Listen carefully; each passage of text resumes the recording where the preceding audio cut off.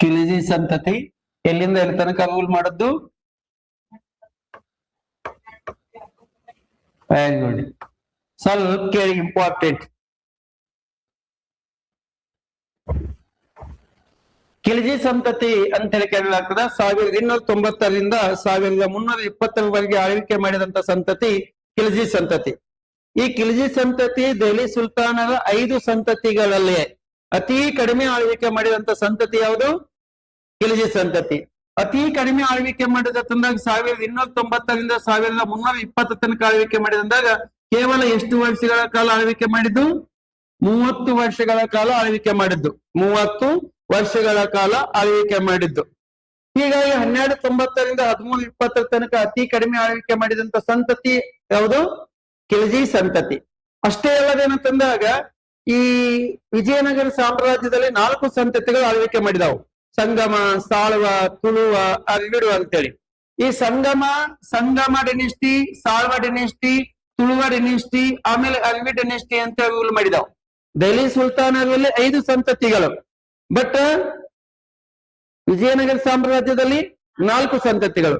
ಸಂಗಮ ಸಂತತಿ ಆಳ್ವಿಕೆ ಮಾಡಿದಂತ ಅವಧಿ 1336ರಿಂದ 1485 ತನಕ ಆಳ್ವಿಕೆ ಮಾಡುತ್ತೆ. ಸಾಳ್ವ ಸಂತತಿ 1485ರಿಂದ 1530 ತನಕ ಆಳ್ವಿಕೆ ಮಾಡಿದೆ. ತುಳುವ ಸಂತತಿ 1530ರಿಂದ 1570 ತನಕ ಆಳ್ವಿಕೆ ಮಾಡಿದೆ. ಅಲ್ವೀಡು ಸಂತತಿ 1570ರಿಂದ 1646 ತನಕ ಆಳ್ವಿಕೆ ಮಾಡಿದೆ. ಈ ಸಂಗಮ, ಸಾಳ್ವ, ತುಳುವ, ಅಲ್ವೀಡು ಎಂಬ 4 ಸಂತತಿಗಳದಾವಲ್ಲ, ಅತಿ ಕಡಿಮೆ ಆಳ್ವಿಕೆ ಮಾಡಿದಂತ ಸಂತತಿ ಯಾವುದು ನೋಡಿ? ಅತಿ ಕಡಿಮೆ ಆಳ್ವಿಕೆ ಮಾಡಿದಂತ ಸಂತತಿ ವಿಜಯನಗರ ಸಾಮ್ರಾಜ್ಯದ 4 ಸಂತತಿಗಳಲ್ಲಿ ಅತಿ ಕಡಿಮೆ ಆಳ್ವಿಕೆ ಮಾಡಿದಂತ ಸಂತತಿ ಸಾಳ್ವ ಸಂತತಿ. ಯಾವ ಸಂತತಿ? ಸಾಳ್ವ ಸಂತತಿ. ಕೇವಲ ಏನಂತಂದಾಗ 18 ವರ್ಷಗಳ ಕಾಲ ಆಳ್ವಿಕೆ ಮಾಡಿಸಿ ಸಾಳ್ವ ಸಂತತಿ. ಇದು ಏನಂತಂದಾಗ ಅತಿ ಕಡಿಮೆ ಆಳ್ವಿಕೆ ಮಾಡಿದಂತ ಸಂತತಿ ಅಥವಾ ಖಿಲ್ಜಿ ಸಂತತಿ. ಈ ಖಿಲ್ಜಿ ಸಂತತಿಯ ಸ್ಥಾಪಕ ಯಾರಂತಂದಾಗ ಜಲಾಲುದ್ದೀನ್ ಖಿಲ್ಜಿ. ಖಿಲ್ಜಿ ಸಂತತಿಯ ಸ್ಥಾಪಕ ಜಲಾಲುದ್ದೀನ್ ಖಿಲ್ಜಿ. ಸ್ವಲ್ಪ ನೋಡಿ, ಜಲಾಲುದ್ದೀನ್ ಖಿಲ್ಜಿ. ಖಿಲ್ಜಿ ಸಂತತಿಯ ಸ್ಥಾಪಕ ಜಲಾಲುದ್ದೀನ್ ಖಿಲ್ಜಿ ಅಂತೇಳಿ ಕರೆಯಲಾಗ್ತದಲ್ಲ, ಇವನು ಏನಂತಂದಾಗ ನೋಡಿ, ಅಲ್ಲಿ ಗುಲಾಮಿಯ ಸಂತತಿಯ ಸ್ಥಾಪಕ ಕುತುಬುದ್ದೀನ್ ಐಬಕ್. ಇಲ್ಲಿ ಖಿಲ್ಜಿ ಸಂತತಿಯ ಸ್ಥಾಪಕ ಜಲಾಲುದ್ದೀನ್ ಖಿಲ್ಜಿ. ಈ ಜಲಾಲುದ್ದೀನ್ ಖಿಲ್ಜಿ ಎಂಬ ವ್ಯಕ್ತಿ ಗುಲಾಮಿ ಸಂತತಿಯ ಕೊನೆಯ ಸುಲ್ತಾನರಿದ್ರಲ್ಲ, ಕೈಕುಬಾದ್ ಮತ್ತು ಕೈಮೂನ್. ಗುಲಾಮಿ ಸಂತತಿಯ ಕೊನೆಯ ಸುಲ್ತಾನರಾದಂತ ಕೈಕುಬಾದ್ ಮತ್ತು ಕೈಮೂರ್ನನ್ನು ಕೊಲೆ ಮಾಡಿದ ಈತ. ಕೈಕುಬಾದ್ ಮತ್ತು ಕೈಮೂರ್ ಗುಲಾಮಿ ಸಂತತಿಯ ಕೊನೆಯ ಸುಲ್ತಾನ್ ಆದಂತ ಕೈಕುಬಾದ್ ಮತ್ತು ಕೈಮೂರ್ನನ್ನು ಕೊಲೆ ಮಾಡಿ ಈತ ತನ್ನದೇ ಆದ ಒಂದು ಸಂತತಿಯನ್ನು ಸ್ಥಾಪನೆ ಮಾಡಿದ. ತನ್ನದೇ ಆದಂತ ಸಂತತಿಯನ್ನು ಸ್ಥಾಪನೆ ಮಾಡಿದ. ಯಾವ ಸಂತತಿ? ಖಿಲ್ಜಿ ಸಂತತಿ. ಈ ಜಲಾಲುದ್ದೀನ್ ಖಿಲ್ಜಿ ಎಂಬ ವ್ಯಕ್ತಿ ಗುಲಾಮಿ ಸಂತತಿಯ ಕೊನೆಯ ಸುಲ್ತಾನರಾದ ಕೈಕುಬಾದ್ ಮತ್ತು ಕೈಮೂರ್ನನ್ನು ಕೊಲೆ ಮಾಡಿ ತನ್ನದೇ ಆದಂತ ಖಿಲ್ಜಿ ಸಂತತಿಯನ್ನು ಸ್ಥಾಪನೆ ಮಾಡಿದ್ದ ಅಂತೇಳಿ ಒಂದು ಕೃತಿಯಿಂದ ತಿಳಿದು ಬರ್ತಿತ್ತು. ಯಾವ ಕೃತಿ ಅಂತಂದಾಗ ಮಿಫ್ತಾ ಉಲ್ ಫತುಹ ಅಂತೇಳಿ. ಮಿಫ್ತಾ ಉಲ್ ಫತುಹ ಇಂಪಾರ್ಟೆಂಟ್. ಈ ಮಿಫ್ತಾ ಇಲ್ ಫತುಹ ಎಂಬ ಕೃತಿ ಯಾರ ಬಗ್ಗೆ ಮಾಹಿತಿ ತಿಳಿಸೈತೆ ಅಂದಾಗ ಜಲಾಲುದ್ದೀನ್ ಖಿಲ್ಜಿ ಬಗ್ಗೆ ಮಾಹಿತಿ ತಿಳಿಸೈತಿ. ಜಲಾಲುದ್ದೀನ್ ಖಿಲ್ಜಿಯು ಖಿಲ್ಜಿ ಸಂತತಿಯನ್ನು ಸ್ಥಾಪನೆ ಮಾಡುವಂತ ಸಂದರ್ಭದಲ್ಲಿ ಕೈಕುಬಾದ್ ಮತ್ತು ಕೈಮೂರ್ನನ್ನು ಕೊಲೆ ಮಾಡಿ ಈ ಸಂತತಿಯನ್ನು ಸ್ಥಾಪನೆ ಮಾಡಿದ್ದನಂತೇಳಿ ಈ ಕೃತಿಯಿಂದ ತಿಳಿದು ಬರ್ತೈತಿ. ಇದನ್ನು ಬರೆದಂತ ವ್ಯಕ್ತಿ ಯಾರಂತಂದಾಗ ಅಮೀರ್ ಖುಸ್ರೋನೇ. ಅಮೀರ್ ಖುಸ್ರೋ ಏನು ಭಾರತದ ಗಿಳಿ ಎಂದು ಕರೆಯಲಾಗ್ತಿತ್ತಲ್ಲ, ಭಾರತಕ್ಕೆ ತಬಲಾವನ್ನು ಏನಂತಂದಾಗ ಪರಿಚಯ ಮಾಡದನಂತ ಹೇಳಿದೇವಲ್ಲ, ಭಾರತಕ್ಕೆ ಸಿತಾರ್ ವಾದಕವನ್ನು ಪರಿಚಯ ಮಾಡದನಂತ ಹೇಳಿದೇವಲ್ಲ, ಆತನೇ ಅಮೀರ್ ಖುಸ್ರೋ. ದೆಹಲಿ ಸುಲ್ತಾನರು ಹೆಚ್ಚು ಆಡಳಿತವನ್ನು ಅನುಭವಿಸಿದಂತ ವ್ಯಕ್ತಿ ಯಾರಂತಂದಾಗ ಅಮೀರ್ ಖುಸ್ರೋ. ಸುಮಾರು 7 ಜನ ದೆಹಲಿ ಸುಲ್ತಾನರು ಆಡಳಿತವನ್ನು ನೋಡಿದಂತ ವ್ಯಕ್ತಿ ಅವನು.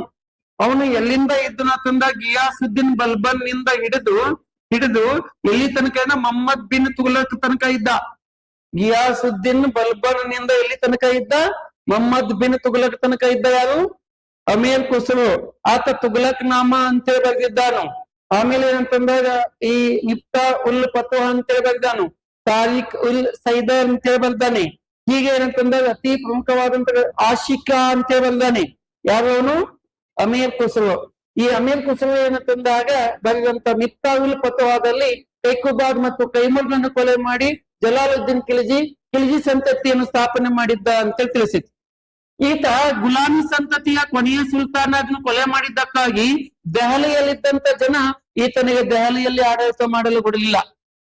ಆಗ ಯಾಕಂದಾಗ ಆ ಸುಲ್ತಾನರನ್ನೇ ಕೊಲೆ ಮಾಡಿದ್ದನ್ನ ತಂದಾಗ ಜನಸಾಮಾನ್ಯರನ್ನು ಈತ ಸುಮ್ಮನೆ ಬಿಡ್ತಾನೇನು ಎಂದು ತಿಳಿದಂತ ದೆಹಲಿಯಲ್ಲಿದ್ದಂತ ಜನ ಜಲಾಲುದ್ದೀನ್ ಖಿಲ್ಜಿಗೆ ಎಲ್ಲಿ ಆಡಳಿತ ಮಾಡಲು ಬಿಡಲಿಲ್ಲ, ದೆಹಲಿಯಲ್ಲಿ ಆಡಳಿತ ಮಾಡಲು ಬಿಡಲಿಲ್ಲ. ಆಗ ಜಲಾಲುದ್ದೀನ್ ಖಿಲ್ಜಿ ಏನ್ ಮಾಡಿದ್ರಂದಾಗ ತನ್ನ ಪ್ರಾಂತ್ಯವಾದಂತ ದೆಹಲಿಯ ಸಮೀಪದಲ್ಲಿದ್ದಂತ ಒಂದು ಪ್ಲೇಸ್ ಆದಂತ ಕಿಲೋಬ್ರಿ ಅಂತೇಳಿ ಕಿಲೋಬ್ರಿಯನ್ನು ತನ್ನ ರಾಜಧಾನಿ ಮಾಡಿಕೊಂಡು ಆಳ್ವಿಕೆ ಮಾಡಿದ. ಗುಲಾಮಿ ಸಂತತಿಯ ಕೊನೆಯ ಸುಲ್ತಾನರನ್ನು ಕೊಲೆ ಮಾಡಿದ್ದಕ್ಕಾಗಿ ದೆಹಲಿಯಲ್ಲಿದ್ದಂತ ಜನ ಈತನಿಗೆ ದೆಹಲಿಯಲ್ಲಿ ಆಡಳಿತ ಮಾಡಲು ಬಿಡಲಿಲ್ಲ. ಹಾಗಾಗಿ ಆಗ ಆ ದೆಹಲಿಯ ಸಮೀಪದಲ್ಲಿದ್ದಂತ ಕಿಲೋಬ್ರಿಯನ್ನು ತನ್ನ ರಾಜಧಾನಿ ಮಾಡಿಕೊಂಡು ಆಳ್ವಿಕೆ ಮಾಡ್ತಾ ಇದ್ದ. ಹೀಗೆ ತನ್ನ ಪಾಡಿಗೆ ತಾನು ಆಳ್ವಿಕೆ ಮಾಡುವಂತ ಸಂದರ್ಭದಲ್ಲಿ ಈತನ ಕಾಲದಲ್ಲಿ ಅಪಾರ ಸಂಖ್ಯೆಯಲ್ಲಿ ದೆಹಲಿಯ ಮೇಲೆ ಮಂಗೋಲರ ದಾಳಿ ಆಯಿತು. ಇಂಪಾರ್ಟೆಂಟ್. ಈ ಕೆಳಗಿನ ಯಾವ ದೆಹಲಿಯ ಸುಲ್ತಾನ ಕಾಲದಲ್ಲಿ ಮೊದಲ ಬಾರಿಗೆ ಮಂಗೋಲರ ದಾಳಿ ಆಯಿತು? ಇಲ್ತಮಸನ ಕಾಲದಲ್ಲಿ. ಹಂಗ ಭಾರತದ ಮೇಲೆ ದಾಳಿ ಮಾಡಿದ ಮೊದಲ ಮಂಗೋಲರ ನಾಯಕ ಚೆಂಗೀಸ್ ಖಾನ್. ಹಂಗ ಮಂಗೋಲರು ಅವಾಗ ದಾಳಿ ಮಾಡ್ತಾ ಇದ್ದರು ಭಾರತದ ಮೇಲೆ, ದೆಹಲಿಯ ಮೇಲೆ. ಅಪಾರ ಪ್ರಮಾಣದಲ್ಲಿ ಮಂಗೋಲರು ಏಕಕಾಲಕ್ಕೆ ದಾಳಿ ಮಾಡಿದ್ದು ಯಾರ ಕಾಲದಲ್ಲಿ? ಜಲಾಲುದ್ದೀನ್ ಖಿಲ್ಜಿಯ ಕಾಲದಲ್ಲಿ.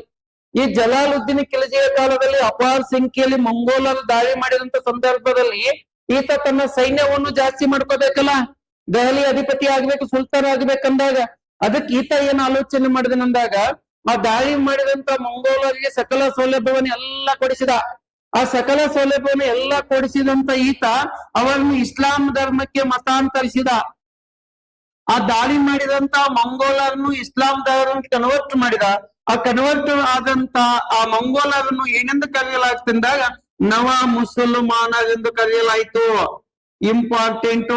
ನವ ಮುಸಲ್ಮಾನರು ಎಂದು ಕರೆಯಲಾಯಿತು ಅಂದಾಗ ಏನ್ ಕ್ವಶನ್ ಕೇಳಬಹುದಂದಾಗ ನವ ಮುಸಲ್ಮಾನರಿಗೆ ಆಸರೆ ಕೊಟ್ಟಂತ ದೆಹಲಿಯ ಸುಲ್ತಾನ ಯಾರು? ಜಲಾಲುದ್ದೀನ್ ಖಿಲ್ಜಿ. ನವ ಮುಸಲ್ಮಾನರು ಎಂದರೆ ಯಾರು? ದಾಳಿ ಮಾಡಿದಂತ ಮಂಗೋಲರು ಇಸ್ಲಾಂ ಧರ್ಮಕ್ಕೆ ಮತಾಂತರ ಹೊಂದಿದವರನ್ನು ನವ ಮುಸಲ್ಮಾನರೆಂದು ಕರೆಯಲಾಗುತ್ತದೆ. ನವ ಅಂದ್ರೆ ಏನು? ಹೊಸ ಮುಸಲ್ಮಾನರೆಂದು ಕರೆಯಲಾಗುತ್ತದೆ. ಯಾಕ ತನ್ನ ಸೈನ್ಯವನ್ನು ಸಹಿತ ಜಾಸ್ತಿ ಮಾಡ್ಕೋಬೇಕಲ್ಲ. ಆಗ ಏನಂತಂದಾಗ ಈತನ ನೀತಿ ಏನು ಗೊತ್ತೇನು? ಒಂದು ಕೋಟೆಗಿಂತ ಒಬ್ಬ ಇಸ್ಲಾಮಿನ ತಲೆ ಮುಖ್ಯ ಎಂದಾಗಿತ್ತು. ಈತನ ನೀತಿ ಒಂದು ಕೋಟೆ ಅಲ್ಲ, ಕೋಟೆ. ಒಂದು ಕೋಟೆಗಿಂತ ಒಬ್ಬ ಇಸ್ಲಾಮನ ತಲೆ ಮುಖ್ಯ. ಬಹಳ ಇಂಪಾರ್ಟೆಂಟ್ ಇಲ್ಲಿ. ಇಸ್ಲಾಮನ ತಲೆ ಮುಖ್ಯ ಅಂದಾಗ ನನಗೆ ಒಂದು ಕೋಟೆ ಬೇಡ. Court is not important. ಒಬ್ಬ ಇಸ್ಲಾಂ ಇಂಪಾರ್ಟೆಂಟ್. ಯಾಕ ಸೈನ್ಯ ಬೇಕಲ್ಲ. ಸೈನ್ಯ ಕಳೆದುಕೊಳ್ಳಲು ಇಷ್ಟ ಇಲ್ಲ ನನಗೆ ಕೋಟೆಗಿಂತ ನನ್ನ ಸೈನ್ಯ ಇಂಪಾರ್ಟೆಂಟ್. ಒಬ್ಬ ಇಸ್ಲಾಂನ ತಲೆ ಮುಖ್ಯ ಅಂತ ಒಂದು ಪಾಲಿಸಿಯನ್ನು ಜಾರಿಗೆ ತಂದ. ಹೀಗೆ ಈತ ಏನಂತಂದ್ರೆ ಜಲಾಲುದ್ದೀನ್ ಖಿಲ್ಜಿ ತನ್ನ ಪಾಡಿಗೆ ತಾನು ಆಡಳಿತ ಮಾಡುವಂತ ಸಂದರ್ಭದಲ್ಲಿ ಆಗ ದೆಹಲಿಯ ಜನ ಏನ್ ಅನ್ಕೊಂಡ್ರು ಗೊತ್ತಾ? ಈತನ ಉದಾರ ಗುಣಗಳನ್ನು ಮೆಚ್ಚಿದ್ರು.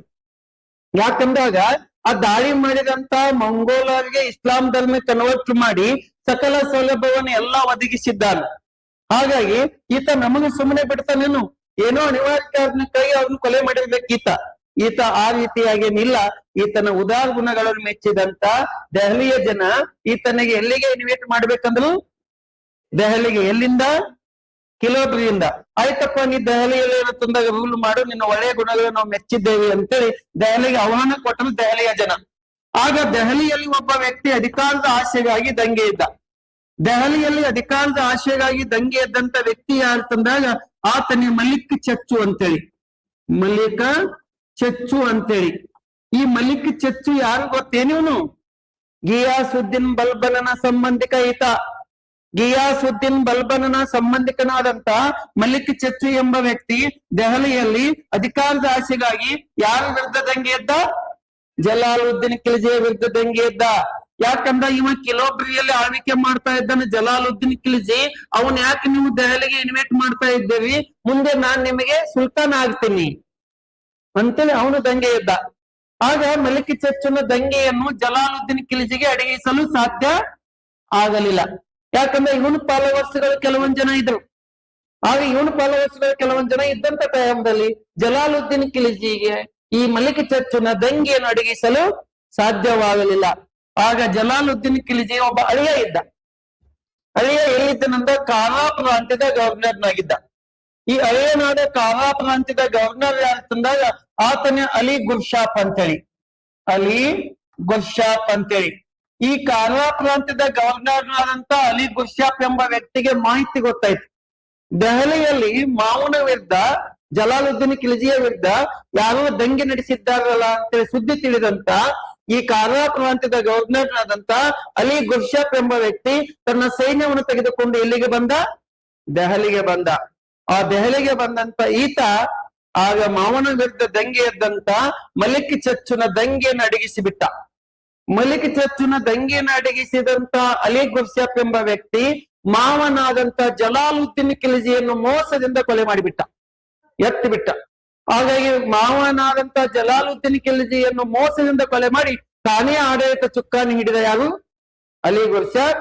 ಅಲಿ ಗುರ್ಷಾಪ್ ಅಂದ್ರೆ ಯಾಕಂದಾಗ ಆತನೇ ಅಲ್ಲಾವುದ್ದೀನ್ ಖಿಲ್ಜಿ. ಅಲ್ಲಾವುದ್ದೀನ್ ಖಿಲ್ಜಿಯ ಮೂಲ ಹೆಸರೇನು? ಅಲಿ ಗುರ್ಷಾಪ್ ಅಂತ ಹೇಳಿ ಕರಿತೇವಿ. ಹಾಗಾಗಿ ಅಲ್ಲಾವುದ್ದೀನ್ ಖಿಲ್ಜಿ ಅಂತೇಳಿ ಕರಿತೀವಿ. ಈ ಅಲ್ಲಾವುದ್ದೀನ್ ಖಿಲ್ಜಿಯ ಬಗ್ಗೆ ಸ್ವಲ್ಪ ನೋಡಿ, ಇಂಪಾರ್ಟೆಂಟ್. ಇವ ಆಡಳಿತ ಮಾಡಿದಂತ ಅವಧಿ 1296ರಿಂದ 1314 ಆಳ್ವಿಕೆ ಮಾಡಿದಾನೆ. ಯಾರು?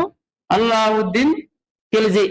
ಅಲ್ಲಾವುದ್ದೀನ್ ಖಿಲ್ಜಿಯ ಮೂಲ ಹೆಸರು ಏನಂತಂದ್ರೆ ಅಲಿ ಗುರ್ಷಾಪ್. ಜಲಾಲುದ್ದೀನ್ ಖಿಲ್ಜಿ ಇದು ಅಲ್ಲಾವುದ್ದೀನ್ ಖಿಲ್ಜಿಯ ಮೂಲ ಹೆಸರೇನು? ಅಲಿ ಗುರ್ಷಾಪ್. ಅಲಿ ಗುರ್ಷಾಪ್. ಹಾಗಾಗಿ ಇವನು ಏನಂತಂದ್ರೆ ಜಲಾಲುದ್ದೀನ್ ಖಿಲ್ಜಿಯ ಅಳಿಯ. ಜಲಾಲುದ್ದೀನ್ ಖಿಲ್ಜಿಗೆ ಏನಾಗ್ಬೇಕಿತ್ತ? ಅಳಿಯ. ಕಾರಾ ಪ್ರಾಂತ್ಯದ ಗವರ್ನರ್ನಾಗಿದ್ದ. ಮಾವನಾದಂತ ಜಲಾಲುದ್ದೀನ್ ಖಿಲ್ಜಿಯನ್ನು ಮೋಸದಿಂದ ಕೊಲೆ ಮಾಡಿ ಆಡಳಿತಕ್ಕೆ ಬಂದ ಅಂತ ಹೇಳಿದೆ ನಾನು. ಮಾವನಾದ ಜಲಾಲುದ್ದೀನ್ ಖಿಲ್ಜಿಯನ್ನು ಮೋಸದಿಂದ ಕೊಲೆ ಮಾಡಿ ಆಡಳಿತಕ್ಕೆ ಬಂದಂತ ವ್ಯಕ್ತಿ ಯಾರು? ಅಲ್ಲಾವುದ್ದೀನ್ ಖಿಲ್ಜಿ. ಅಲ್ಲಾವುದ್ದೀನ್ ಖಿಲ್ಜಿಯ 2 ಪ್ರಮುಖವಾದಂತ ಉದ್ದೇಶ ಹೊಂದಿದ್ದ ಈತ. ಎಷ್ಟು ಉದ್ದೇಶಗಳನ್ನು ಹೊಂದಿದ್ದ? 2 ಉದ್ದೇಶಗಳನ್ನು ಹೊಂದಿದ್ದ. ಒಂದು ಏನಂತಂದಾಗ ಮಹಮ್ಮದ್ ಪೈಗಂಬರರ ತರ ಒಂದು ಧರ್ಮವನ್ನು ಕಟ್ಟಬೇಕು ಅಂತ ಅನ್ಕೊಂಡಿದ್ದ. ಮೊಹಮ್ಮದ್ ಪೈಗಂಬರರ ತರ ಒಂದು ಧರ್ಮವನ್ನು ಸ್ಥಾಪನೆ ಮಾಡಬೇಕಂತ ಅನ್ಕೊಂಡಿದ್ದ. ಅದಕ್ಕಾಗಿ ಶರಿಯತ್ ಆಡಳಿತದ ಆಧಾರದ ಮೇಲೆ ಆಡಳಿತ ಮಾಡದೇ ಇರ್ತಕ್ಕಂಥ ದೆಹಲಿಯ ಸುಲ್ತಾನ ಯಾರಂತಂದ ಈತನೇ. ಇಸ್ಲಾಮಿನ ಕಾನೂನಿನ ಗ್ರಂಥ ಯಾವುದು? ಶರಿಯತ್. ಶರಿಯತ್ ಪ್ರಕಾರ ಕಾನೂನಿನ ಅಡಿಯಲ್ಲಿ ಆಡಳಿತ ಮಾಡಲಿಲ್ಲ. ಯಾಕೆ? ತನ್ನದೇ ಆದ ಒಂದು ಧರ್ಮವನ್ನು ಸ್ಥಾಪನೆ ಮಾಡ್ಕೋಬೇಕಂತ ಇದ್ದ. 2ನೇ ಉದ್ದೇಶ ಏನಿತ್ತಂದಾಗ ಅಲೆಕ್ಸಾಂಡರ್ ತರ, ಯಾರ ತರ? ಅಲೆಕ್ಸಾಂಡರ್ ತರ ಸಾಮ್ರಾಜ್ಯವನ್ನು ವಿಸ್ತರಣೆ ಮಾಡಬೇಕು. ಅವನು ಇಡೀ ಪ್ರಪಂಚವನ್ನು ಗೆದ್ದಾನಲ್ಲ, ನಾನು ಇಡೀ ಭಾರತವನ್ನೇ ಗೆಲ್ಲಬೇಕು. ಅಲೆಕ್ಸಾಂಡರ್ ತರ ಸಾಮ್ರಾಜ್ಯ ವಿಸ್ತರಣೆ ಮಾಡೋದು ಒಂದು ಉದ್ದೇಶ. ಮೊಹಮ್ಮದ್ ಪೈಗಂಬರ್ ತರ ಧರ್ಮ ಕಟ್ಟುವುದು ಇನ್ನೊಂದು ಉದ್ದೇಶ ಇತ್ತು. ಅದಕ್ಕಾಗಿ ಏನಂತಂದಾಗ ಈ ಕೆಳಗಿನ ಯಾವ ದೆಹಲಿಯ ಸುಲ್ತಾನನನ್ನು 2ನೇ ಅಲೆಕ್ಸಾಂಡರ್ ಎಂದು ಕರೆಯಲಾಗುತ್ತದೆ ಅಂದ್ರೆ ಅಲ್ಲಾವುದ್ದೀನ್ ಖಿಲ್ಜಿ. ಅದನ್ನು 2ನೇ ಅಲೆಕ್ಸಾಂಡರ್ ಅಂತ ಹೇಳಿರ್ಬೇಕಂದಾಗ ಅದಕ್ಕೆ ಏನಂತ ಕರೆದ್ರೆ ಸಿಕಂದರ್ ಇ ಸಹಾನಿ. ಸಿಕಂದರ್ ಇ ಸಹಾನಿ ಇಂಪಾರ್ಟೆಂಟ್. ಈ ಕೆಳಗಿನ ಯಾವ ದೆಹಲಿಯ ಸುಲ್ತಾನ ತನ್ನನ್ನೇ ತಾನು ಸಿಕಂದರ್ ಇ ಸಹಾನಿ ಎಂದು ಕರೆದುಕೊಂಡನು ಅಂದ್ರೆ ಯಾರು? ಅಲ್ಲಾವುದ್ದೀನ್ ಖಿಲ್ಜಿ. ಈ ಅಲ್ಲಾವುದ್ದೀನ್ ಖಿಲ್ಜಿಯ ದಂಡಯಾತ್ರೆಗಳದಾವಲ್ಲ, ಮಿಲಿಟರಿ ಅಚೀವ್ಮೆಂಟ್ಗಳದಾವಲ್ಲ, ರೈಡ್ಗಳದಾವಲ್ಲ, ಸೈನಿಕ ಸಾಧನೆಗಳದಾವಲ್ಲ, ಅವುಗಳನ್ನ ನಾವೇನ್ ಮಾಡ್ತೇವಿ? 2 ಭಾಗಗಳಾಗಿ ಅಧ್ಯಯನ ಮಾಡ್ತೇವೆ. ಸೈನಿಕ ಸಾಧನೆ ಎಷ್ಟು ಭಾಗಗಳು? 2 ಭಾಗಗಳು. ಒಂದು ಏನಂತಂದ ಉತ್ತರ ಭಾರತ ದಂಡಯಾತ್ರೆಗಳು ಅಂತೇಳಿ ಕರಿತೇವೆ. ಉತ್ತರ್ ಸಿಕಂದರ್ ಇ ಸಹಾನಿ ಮೀನ್ಸ್ ಏನಂತಂದಾಗ ಸೆಕೆಂಡ್ ಅಲೆಕ್ಸಾಂಡರ್, 2ನೇ ಅಲೆಕ್ಸಾಂಡರ್ ಎಂದರ್ಥ. ಹಂಗ್ ಪರ್ಷಿಯನ್ ಭಾಷೆಯಲ್ಲಿ ಸಿಕಂದರ್ ಇ ಸಹಾನಿ ಮೀನ್ಸ್ ಅಲೆಕ್ಸಾಂಡರ್ 2 ಎಂದರ್ಥ. ಹೀಗಾಗಿ ಈ ಅಲ್ಲಾವುದ್ದೀನ್ ಖಿಲ್ಜಿಯ ದಂಡಯಾತ್ರೆಗಳನ್ನು 2 ಭಾಗವಾಗಿ ಅಧ್ಯಯನ ಮಾಡ್ತೇವೆ. ಒಂದು ಏನಂತ ಉತ್ತರ ಭಾರತ ದಂಡಯಾತ್ರೆಗಳು, ಇನ್ನೊಂದು ದಕ್ಷಿಣ ಭಾರತದ ದಂಡಯಾತ್ರೆಗಳು. ಅಲ್ಲಾವುದ್ದೀನ್ ಖಿಲ್ಜಿಯ ನಾರ್ತ್ ಇಂಡಿಯನ್ ರೇಡ್ಸ್ಗಳನ್ನು ಕ್ರೊನಾಲಜಿಕಲ್ ಆರ್ಡರ್ದಲ್ಲಿ ಕೇಳ್ತಾರೆ. ದಕ್ಷಿಣ ಭಾರತ ದಂಡಯಾತ್ರೆಗಳನ್ನು ಕ್ರಮಾನುಗತದಲ್ಲಿ ಕೇಳ್ತಾರೆ. ಅದಕ್ಕೆ ನಾವು ಉತ್ತರ ಭಾರತ ದಂಡಯಾತ್ರೆಗಳು ಯಾವ ಅದಾವು ಅಂತೇಳಿ ಸ್ವಲ್ಪ ಏನಂತಂದ ಇಂಪಾರ್ಟೆಂಟ್ ಕ್ರೊನಾಲಜಿಕಲ್ ಆರ್ಡರ್ದಲ್ಲಿ ನೋಡ್ಲಕ್ಕಾಗಿ ಒಂದು ಏನಂತಂದ ಗುಜರಾತಿನ ಮೇಲೆ ದಾಳಿ ಮಾಡಿದಾನು. ಎಲ್ಲಿ ದಾಳಿ ಮಾಡಿದಾನು? ಗುಜರಾತಿನ ಮೇಲೆ. ಎರಡನೇದ್ದು ರಣತಂಬೋರದ ಮೇಲೆ ದಾಳಿ ಮಾಡಿದಾನು. ರಣತಂಬೋರದ ಮೇಲೆ ದಾಳಿ ಮಾಡಿದಾನು. ಮೂರನೇದ್ದು ಚಿತ್ತೋಡಿನ ಮೇಲೆ ದಾಳಿ ಮಾಡಿದಾನು. ಚಿತ್ತೋಡ.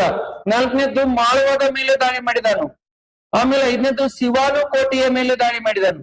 ಇವೆಲ್ಲಾವುದ್ದೀನ್ ಖಿಲ್ಜಿಯ ಉತ್ತರ ಭಾರತ ದಂಡಯಾತ್ರೆಗಳು ಕ್ರಮಾನುಗತದಲ್ಲಿ ಜೋಡಿಸಿ ಅಂತಂದಾಗ ಒಂದು ಗುಜರಾತ್ ಅಂತೇಳಿ ಗೊತ್ತಾಯ್ತು, ಒಂದು ರಣತಂಬೋರ್ ಅಂತೇಳಿ ಗೊತ್ತಾಯ್ತು, ಒಂದು ಚಿತ್ತೋಡ್ ಅಂತೇಳಿ ಗೊತ್ತಾಯ್ತು, ಒಂದು ಮಾಳ್ವಾ ಅಂತೇಳಿ ಗೊತ್ತಾಯ್ತು, ಒಂದು ಶಿವಾನು ಕೋಟೆ ಅಂತೇಳಿ ಗೊತ್ತಾಯ್ತು. ಗುಜರಾತ್, ರಣತಂಬೋರ್, ಚಿತ್ತೋಡ, ಮಾಳ್ವಾ, ಶಿವಾನು ಕೋಟೆ. ಇವು ಕ್ರೊನಾಲಜಿಕಲ್ ಆರ್ಡರ್ದಲ್ಲಿ ತಂದ ಇಸ್ವಿಗಳನ್ನು ಜೋಡಿಸಿದಾಗ 1298ರಲ್ಲಿ ಗುಜರಾತಿನ ಮೇಲೆ ದಾಳಿ ಮಾಡಿದ್ದು. ರಣತಂಬೋರದ ಮೇಲೆ ದಾಳಿ ಮಾಡಿದ್ದು 1300ರಲ್ಲಿ ದಾಳಿ ಮಾಡಿದ್ದು. ಚಿತ್ತೋಡಿನ ಮೇಲೆ ದಾಳಿ ಮಾಡಿದ್ದು 1303ರಲ್ಲಿ ದಾಳಿ ಮಾಡಿದ್ದು. ಮಾಳ್ವಾದ ಮೇಲೆ ದಾಳಿ ಮಾಡಿದ್ದು 1305ರಲ್ಲಿ ದಾಳಿ ಮಾಡಿದ್ದು. ಶಿವಾನು ಕೋಟೆಯ ಮೇಲೆ ದಾಳಿ ಮಾಡಿದ್ದು 1308ರಲ್ಲಿ ದಾಳಿ ಮಾಡಿದ್ದು. ಈ ಉತ್ತರ ಭಾರತ ದಂಡಯಾತ್ರೆಗಳನ್ನು ಕ್ರೊನಾಲಜಿಕಲ್ ಆರ್ಡರ್ದಲ್ಲಿ ಜೋಡಿಸಿ ಅಂತಂದ ಇಂಪಾರ್ಟೆಂಟ್. ಹಂಗೆ ದಕ್ಷಿಣ ಭಾರತ ದಂಡಯಾತ್ರೆಗಳನ್ನ ಗಮನ ಹರಿಸ್ಲಕ್ಕಾಗಿ ದಕ್ಷಿಣ ಭಾರತ ದಂಡಯಾತ್ರೆಗಳು ಎಲ್ಲಿಗೆ ದಾಳಿ ಮಾಡಿದಾರೆ ಅಂತಂದಾಗ ಒಂದು ದೇವಗಿರಿಯ ಮೇಲೆ ದಾಳಿ ಮಾಡಿದಾನು. ಎಲ್ಲಿ? ದೇವಗಿರಿ. ಈ ಎರಡನೇ ವಾರಂಗಲಿನ ಮೇಲೆ ದಾಳಿ ಮಾಡಿದಾನು. ವಾರಂಗಲ್. ಮೂರನೇದು ಹೊಯ್ಸಳರ ಮೇಲೆ ದಾಳಿ ಮಾಡಿದಾನು. ಹೊಯ್ಸಳರ ಮೇಲೆ. ಆಮೇಲೆ ಪಾಂಡ್ಯರ ಮೇಲೆ ದಾಳಿ ಮಾಡಿದಾನು. ಇವೆಲ್ಲಾವುದ್ದೀನ್ ಖಿಲ್ಜಿಯ ದಕ್ಷಿಣ ಭಾರತ ದಂಡಯಾತ್ರೆಗಳವಲ್ಲ, ಈ ಎಲ್ಲಾ ದಂಡಯಾತ್ರೆಗಳ ನೇತೃತ್ವ ವಹಿಸಿಕೊಂಡಂತ ವ್ಯಕ್ತಿ ಈ ಅಲ್ಲಾವುದ್ದೀನ್ ಖಿಲ್ಜಿಯ ಪ್ರಸಿದ್ಧ ಮಹಾದಂಡ ನಾಯಕ ಮಲ್ಲಿಕಾಫರ್. ದಕ್ಷಿಣ ಭಾರತದ ಅಂದಾಗ ದೇವಗಿರಿ ಅಂತೇಳಿ ಗೊತ್ತಾಯ್ತು, ಆಮೇಲೆ ವಾರಂಗಲ್ ಅಂತೇಳಿ ಗೊತ್ತಾಯ್ತು, ಆಮೇಲೆ ಹೊಯ್ಸಳ ಅಂತೇಳಿ ಗೊತ್ತಾಯ್ತು, ಪಾಂಡ್ಯ ಅಂತೇಳಿ ಗೊತ್ತಾಯ್ತು. ಅಂದಾಗ ದೇವಗಿರಿಯ ಮೇಲೆ ದಾಳಿ ಮಾಡಿದಂತ ವರ್ಷ ಅಂತ ನೋಡಿದಾಗ 1307ರಲ್ಲಿ. ವಾರಂಗಲಿನ ಮೇಲೆ ದಾಳಿ ಮಾಡಿದ್ದು 1309ರಲ್ಲಿ. ಹೊಯ್ಸಳರ ಮೇಲೆ ದಾಳಿ ಮಾಡಿದ್ದು 1311ರಲ್ಲಿ. ಇದು ಬಹಳ ಇಂಪಾರ್ಟೆಂಟ್. ಆಮೇಲೆ ಈ ಪಾಂಡ್ಯರ ಮೇಲೆ ದಾಳಿ ಮಾಡಿದ್ದು 1312ರಲ್ಲಿ. ದೇವಗಿರಿಯ ಮೇಲೆ 2 ಬಾರಿ ಏನಂತಂದಾಗ ಮಲ್ಲಿಕಾಫರ್ ದಾಳಿ ಮಾಡಿದ್ರು. ಇವುಗಳ ಬಗ್ಗೆ ಸಂಕ್ಷಿಪ್ತವಾಗಿ ಏನಂತಂದಾಗ ಅಧ್ಯಯನ ಮಾಡ್ಕೊಂತ ಹೋಗೋದು ಇಂಪಾರ್ಟೆಂಟ್. ಅಂದಾಗ ಒಂದನೇ ದಾಳಿ ಎಲ್ಲಿ ಅಂತ ಗೊತ್ತಾಯ್ತು ನಮಗೆ? ಒಂದನೇ ದಾಳಿ ಗುಜರಾತಿನ ಮೇಲೆ. ಎಷ್ಟರಲ್ಲಿ? 1298ರಲ್ಲಿ ಗುಜರಾತಿನ ಮೇಲೆ ದಾಳಿ ಮಾಡಿದ ಅಲ್ಲಾವುದ್ದೀನ್ ಖಿಲ್ಜಿಯ ಪ್ರಸಿದ್ಧ ಅಥವಾ ಮೊದಲನೇ ದಂಡಯಾತ್ರೆ ಯಾವುದಂದ ಗುಜರಾತಿನ ಮೇಲೆ. ಅಲ್ಲಾವುದ್ದೀನ್ ಖಿಲ್ಜಿಯ ಮೊದಲನೇ ದಂಡಯಾತ್ರೆ ಗುಜರಾತಿನ ಮೇಲೆ ದಾಳಿ ಮಾಡಿದಾಗ ಗುಜರಾತ್ ನಲ್ಲಿ ಆಳ್ವಿಕೆ ಮಾಡ್ತಕ್ಕಂಥ ವ್ಯಕ್ತಿ ಯಾರಂತಂದ್ರೆ ರಾಜ ಕರ್ಣದೇವ ಅಂತ ಹೇಳಿದ್ದ. ರಾಜ ಕರ್ಣದೇವ ಎಂಬ ವ್ಯಕ್ತಿ ಆಳ್ವಿಕೆ ಮಾಡ್ತಾ ಇದ್ದ. ಎಲ್ಲಿ? ಗುಜರಾತಿನಲ್ಲಿ. ರಾಜ ಕರ್ಣದೇವ ಎಂಬ ವ್ಯಕ್ತಿ ಆಳ್ವಿಕೆ ಮಾಡುವಂತಹ ಸಂದರ್ಭದಲ್ಲಿ ಆಗ ಅಲ್ಲಾವುದ್ದೀನ್ ಖಿಲ್ಜಿ ಮತ್ತು ಆತನ ಸೇನಾಧಿಪತಿಗಳಾದಂತ ನಸರತ್ ಖಾನ್, ಅಲ್ಲಾವುದ್ದೀನ್ ಖಿಲ್ಜಿ ಮತ್ತು ಆತನ ಸೇನಾಧಿಪತಿಗಳಾದಂತ ನಸರತ್ ಖಾನ್, ಆಮೇಲೆ ಜಾಫರ್ ಖಾನ್, ಆಮೇಲೆ ಉಲುಗ್ ಖಾನ್. ಇಂಪಾರ್ಟೆಂಟ್. ಉಲುಗ್ ಖಾನ್. ಅಲ್ಲಾವುದ್ದೀನ್ ಖಿಲ್ಜಿ ಉತ್ತರ ಭಾರತದ ಮೊದಲ ದಂಡಯಾತ್ರೆಯಾದ ಗುಜರಾತಿನ ಮೇಲೆ ದಾಳಿ ಮಾಡಿದಂತ ಸಂದರ್ಭದಲ್ಲಿ ಆತನ ಸೇನಾಧಿಪತಿಗಳನ್ನು ಕರೆದುಕೊಂಡು ಅಪಾರ ಪ್ರಮಾಣದ ಸೈನ್ಯದೊಂದಿಗೆ ಗುಜರಾತಿನ ಮೇಲೆ ದಾಳಿ ಮಾಡಿದಂತ ಸಂದರ್ಭದಲ್ಲಿ ಗುಜರಾತಿನಲ್ಲಿ ಯಾರು ಆಳ್ವಿಕೆ ಮಾಡ್ತಾ ಇದ್ದರು? ಕರ್ಣದೇವ. ಆ ಕರ್ಣದೇವನು ಅನಿಲವಾಡವನ್ನು ತನ್ನ ರಾಜಧಾನಿ ಮಾಡಿಕೊಂಡು ಆಳ್ವಿಕೆ ಮಾಡ್ತಾ ಇದ್ದ. ಅನಿಲವಾಡ, ಗುಜರಾತಿನ ಅನಿಲವಾಡವನ್ನು ತನ್ನ ರಾಜಧಾನಿ ಮಾಡಿಕೊಂಡು ಆಳ್ವಿಕೆ ಮಾಡ್ತಾ ಇದ್ದ. ಆ ಗುಜರಾತಿನ ಅನಿಲವಾಡವನ್ನು ತನ್ನ ರಾಜಧಾನಿ ಮಾಡಿಕೊಂಡು ಆಳ್ವಿಕೆ ಮಾಡುವಂತ ಸಂದರ್ಭದಲ್ಲಿ ಆಗ ಖಿಲ್ಜಿ ದಾಳಿ ಮಾಡಿದಾಗ ಆ ಖಿಲ್ಜಿ ದಾಳಿಗೆ ಭಯಭೀತನಾದ ಕರ್ಣದೇವ. ಖಿಲ್ಜಿ ದಾಳಿಗೆ ಭಯಭೀತನಾದಂತ ಕರ್ಣದೇವ ತನ್ನ ಅಪಾರ ಸಂಪತ್ತಿನೊಂದಿಗೆ ತನ್ನ ಮಗಳಾದಂತ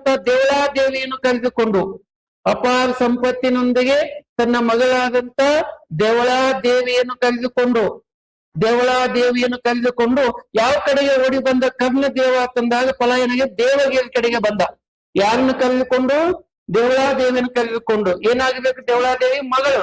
ಅಪಾರ ಸಂಪತ್ತಿನೊಂದಿಗೆ ಮಗಳನ್ನು ಕರೆದುಕೊಂಡು ದೇವಗಿರಿಗೆ ಓಡಿ ಬಂದ. ದೇವಗಿರಿ ಕಡೆಗೆ ಪಲಾಯನಗೈದ. ಬಟ್ ಬರುವಂತ ಟೈಮ್ದಲ್ಲಿ ರಾಣಿಯನ್ನು ಬಿಟ್ಟು ಬಂದ. ಆ ಕರ್ಣದೇವ ತನ್ನ ರಾಣಿಯಾದಂತ ಕಮಲಾದೇವಿಯನ್ನು ಬಿಟ್ಟು ಬಂದ. ಈ ಕಮಲಾದೇವಿಯನ್ನು ಬಿಟ್ಟು ಬಂದಂತ ಸಮಯದಲ್ಲಿ ಆಗೇನಂತಂದಾಗ ಕಮಲಾದೇವಿ ಅಲ್ಲಿದ್ದಂತ ಟೈಮದಲ್ಲಿ ಅಲ್ಲಾವುದ್ದೀನ್ ಖಿಲ್ಜಿಯ ಸೈನ್ಯ ದಾಳಿ ಮಾಡಿ ಸಂಪತ್ತು ನೋಡ್ತೈತಿ, ಸಂಪತ್ತಿಲ್ಲ. ಆಮೇಲೆ ಏನಂತಂದಾಗ ರಾಜ ಕರ್ಣದೇವ್ ನೋಡ್ತಿರ್ತಾರ, ರಾಜ ಇಲ್ಲ. ಆಗ ಕೋಪಗೊಂಡಂತ ಅಲ್ಲಾವುದ್ದೀನ್ ಖಿಲ್ಜಿ ಆತನ ಆದಂತ ಕಮಲಾದೇವಿಯನ್ನು ಅಪಹರಿಸಿ ಬಿಟ್ಟ. ಕಮಲಾದೇವಿಯನ್ನು ಅಪಹರಿಸಿದಂತ ಅಲ್ಲಾವುದ್ದೀನ್ ಖಿಲ್ಜಿ ಇವಳನ್ನು ತನ್ನ ಪ್ರಸಿದ್ಧ ಪಟ್ಟದ ರಾಣಿಯನ್ನಾಗಿ ಮಾಡಿಕೊಂಡು ಬಿಟ್ಟ. ಯಾರು? ಅಲ್ಲಾವುದ್ದೀನ್ ಖಿಲ್ಜಿ. ಆಗೇನಂತಂದಾಗ ಇದೇ ಗುಜರಾತ್ ದಾಳಿಯ ಸಂದರ್ಭದಲ್ಲಿ ಅಲ್ಲಾವುದ್ದೀನ್ ಖಿಲ್ಜಿ ತನ್ನ ಪ್ರಸಿದ್ಧ ಮಹಾದಂಡ ನಾಯಕನಾದಂತ ಮಲ್ಲಿಕಾಫರ್ನನ್ನು ಪರ್ಚೇಸ್ ಮಾಡಿದ್ದು. ಮಲ್ಲಿಕಾಫರ್ನನ್ನು ಅಲ್ಲಾವುದ್ದೀನ್ ಖಿಲ್ಜಿ ಯಾವ ದಾಳಿಯ ಸಂದರ್ಭದಲ್ಲಿ ಕೊಂಡುಕೊಂಡನು ಅಂತಂದಾಗ ಗುಜರಾತ್ ದಾಳಿಯ ಸಂದರ್ಭದಲ್ಲಿ ಯಾರನ್ನು ಕೊಂಡುಕೊಂಡ? ಮಲ್ಲಿಕಾಫರ್ನನ್ನು ಕೊಂಡುಕೊಂಡ. ಎಷ್ಟು ರೂಪಾಯಿಗಳಿಗೆ ಕೊಂಡುಕೊಂಡನಂದಾಗ 1000. 1000 ಅನ್ನಕ್ಕ ಇನ್ನೊಂದು ಪದ ಹಿಂದಿಯಲ್ಲಿ ಏನಂತಾರು? 1000. 1000 ದಿನಾಲ್ಗಳಿಗೆ ಕೊಂಡುಕೊಂಡ. 1000 ದಿನಾಲ್ಗಳಿಗೆ ಕೊಂಡುಕೊಂಡ. ಇಂಪಾರ್ಟೆಂಟು ಗುಜರಾತ್ ದಾಳಿಯ ಸಂದರ್ಭದಲ್ಲಿ. ಆಮೇಲೆ ಅಲ್ಲಾವುದ್ದೀನ್ ಖಿಲ್ಜಿಯ 2ನೇ ದಂಡಯಾತ್ರೆ ಯಾವ್ದಂದಾಗ ರಣಥಂಬೋರ್ ಕೋಟೆ. ರಣಥಂಬೋರ್ ಎಲ್ಲಿದೆ ಅಂತಂದಾಗ ರಾಜಸ್ಥಾನದಲ್ಲಿದೆ. ಎಲ್ಲಿದೆ ಇದು? ರಾಜಸ್ಥಾನದಲ್ಲಿದೆ ರಣಥಂಬೋರ್ ಕೋಟೆ. ರಣಥಂಬೋರ್ನ ಮೇಲೆ ದಾಳಿ ಮಾಡಿದಾಗ ಅಲ್ಲಿ ಆಳ್ವಿಕೆ ಮಾಡ್ತಕ್ಕಂಥ ವ್ಯಕ್ತಿ ಅಂತಂದಾಗ ಹಮೀರ್ ದೇವ ಎಂಬ ವ್ಯಕ್ತಿ ಆಳ್ವಿಕೆ ಮಾಡ್ತಾ ಇದ್ದ. ರಣಥಂಬೋರ್ದಲ್ಲಿ ಯಾರು ಆಳ್ವಿಕೆ ಮಾಡ್ತಾ ಇದ್ದಾರು? ಹಮೀರ್ ದೇವ ಎಂಬ ವ್ಯಕ್ತಿ ಆಳ್ವಿಕೆ ಮಾಡ್ತಾ ಇದ್ದ. ಈ ಹಮೀರ್ ದೇವ ಎಂಬ ವ್ಯಕ್ತಿ ಆಳ್ವಿಕೆ ಮಾಡುವಂತ ಸಂದರ್ಭದಲ್ಲಿ ಅಲ್ಲಾವುದ್ದೀನ್ ಖಿಲ್ಜಿ ಅಲ್ಲಿಗೆ ಏಕೆ ದಾಳಿ ಮಾಡಿದನೋ ಗೊತ್ತೇನು? ಈ ಹಮೀರ್ ದೇವ ಎಂಬ ವ್ಯಕ್ತಿ ನವ ಮುಸಲ್ಮಾನರಿಗೆ ಆಸರೆ ಕೊಟ್ಟಿದ್ದ. ಯಾರಿಗೆ ಆಸರೆ ಕೊಟ್ಟಿದ್ದ? ನವ ಮುಸಲ್ಮಾನ್ ಅಂತೇಳಿ ಅಂದ್ರೆ ನೋಡಿ ನಾವು ಆಗ್ಲೇ ದಾಳಿ ಮಾಡಿದಂತ ಮಂಗೋಲರು ಇಸ್ಲಾಂ ಧರ್ಮಕ್ಕೆ ಮತಾಂತರ ಹೊಂದಿದವರು ನವ ಮುಸಲ್ಮಾನ್ ಅಂತಂದೇವಲ್ಲ, ನವ ಮುಸಲ್ಮಾನರಿಗೆ ಆಸರೆ ಕೊಟ್ಟಂತ ವ್ಯಕ್ತಿ ಅವನಾಗಿದ್ದ ಹಮೀರ್ ದೇವ. ಆ ನವ ಮುಸಲ್ಮಾನರಿಗೆ ವಿರೋಧವಾಗಿದೆ ಅವನು ಅಲ್ಲಾವುದ್ದೀನ್ ಖಿಲ್ಜಿ. ಅವ್ರಿಗೆ ಆಸರೆ ಕೊಟ್ಟಂತ ವ್ಯಕ್ತಿ ಮೊದಲೇ ಯಾರು ತಂದಾಗ ಜಲಾಲುದ್ದೀನ್ ಖಿಲ್ಜಿ ಮೊದಲ. ಆಮೇಲೆ ಅಲ್ಲಾವುದ್ದೀನ್ ಖಿಲ್ಜಿ ಆಡಳಿತ ವಹಿಸಿಕೊಂಡಾಗ ಅವರನ್ನು ಉಚ್ಚಾಟನೆ ಮಾಡಿಸಿಬಿಟ್ಟಿದೆ ಎಲ್ಲರಿಗೂ. ಅವ್ರಿಗೆ ಸಹಾಯ ಕೊಟ್ಟಂತ ವ್ಯಕ್ತಿ ಹಮೀರ್ ದೇವ. ಆ ಸುದ್ದಿ ತಿಳಿದಂತ ಅಲ್ಲಾವುದ್ದೀನ್ ಖಿಲ್ಜಿ ಏನ್ ಮಾಡ್ತಾನೆ? ಇಲ್ಲಿಗೆ ದಾಳಿ ಮಾಡ್ತಾರೆ ರಣಥಂಬೋರ್ ಮೇಲೆ. ರಣಥಂಬೋರದ ಮೇಲೆ ದಾಳಿ ಮಾಡಿ ಹಮೀರ್ ದೇವನನ್ನು ಸೋಲಿಸಿ ಕೊಲೆ ಮಾಡಿ ಒಂದೇ ದಿನ 30,000 ನವ ಮುಸಲ್ಮಾನರನ್ನು ಕೊಗ್ಗೊಲೆ ಮಾಡಿದ. 30,000 ನವ ಮುಸಲ್ಮಾನರನ್ನು ಒಂದೇ ದಿನ ಕೊಲೆ ಪ್ಲಸ್ ಕಗ್ಗೊಲೆ ಮಾಡಿಸಿದಂತ ವ್ಯಕ್ತಿ ಆಗ್ತಂದಾಗ ಅಲ್ಲಾವುದ್ದೀನ್ ಖಿಲ್ಜಿ. ಅಂದಾಗ ನವ ಮುಸಲ್ಮಾನರು ಯಾರು ಈತನ ಕಾಲದಲ್ಲಿ ಇರಬಾರದು ಅಂತ ಉದ್ದೇಶ ಇಟ್ಟುಕೊಂಡು ಅವ್ರಿಗೆ ಆಸೆ ಕೊಟ್ಟಂತ ಹಮೀರ್ ದೇವನ ಮೇಲೆ ದಾಳಿ ಮಾಡಿ ಸೋಲಿಸಿದ. ಈಗ ಆಸೆ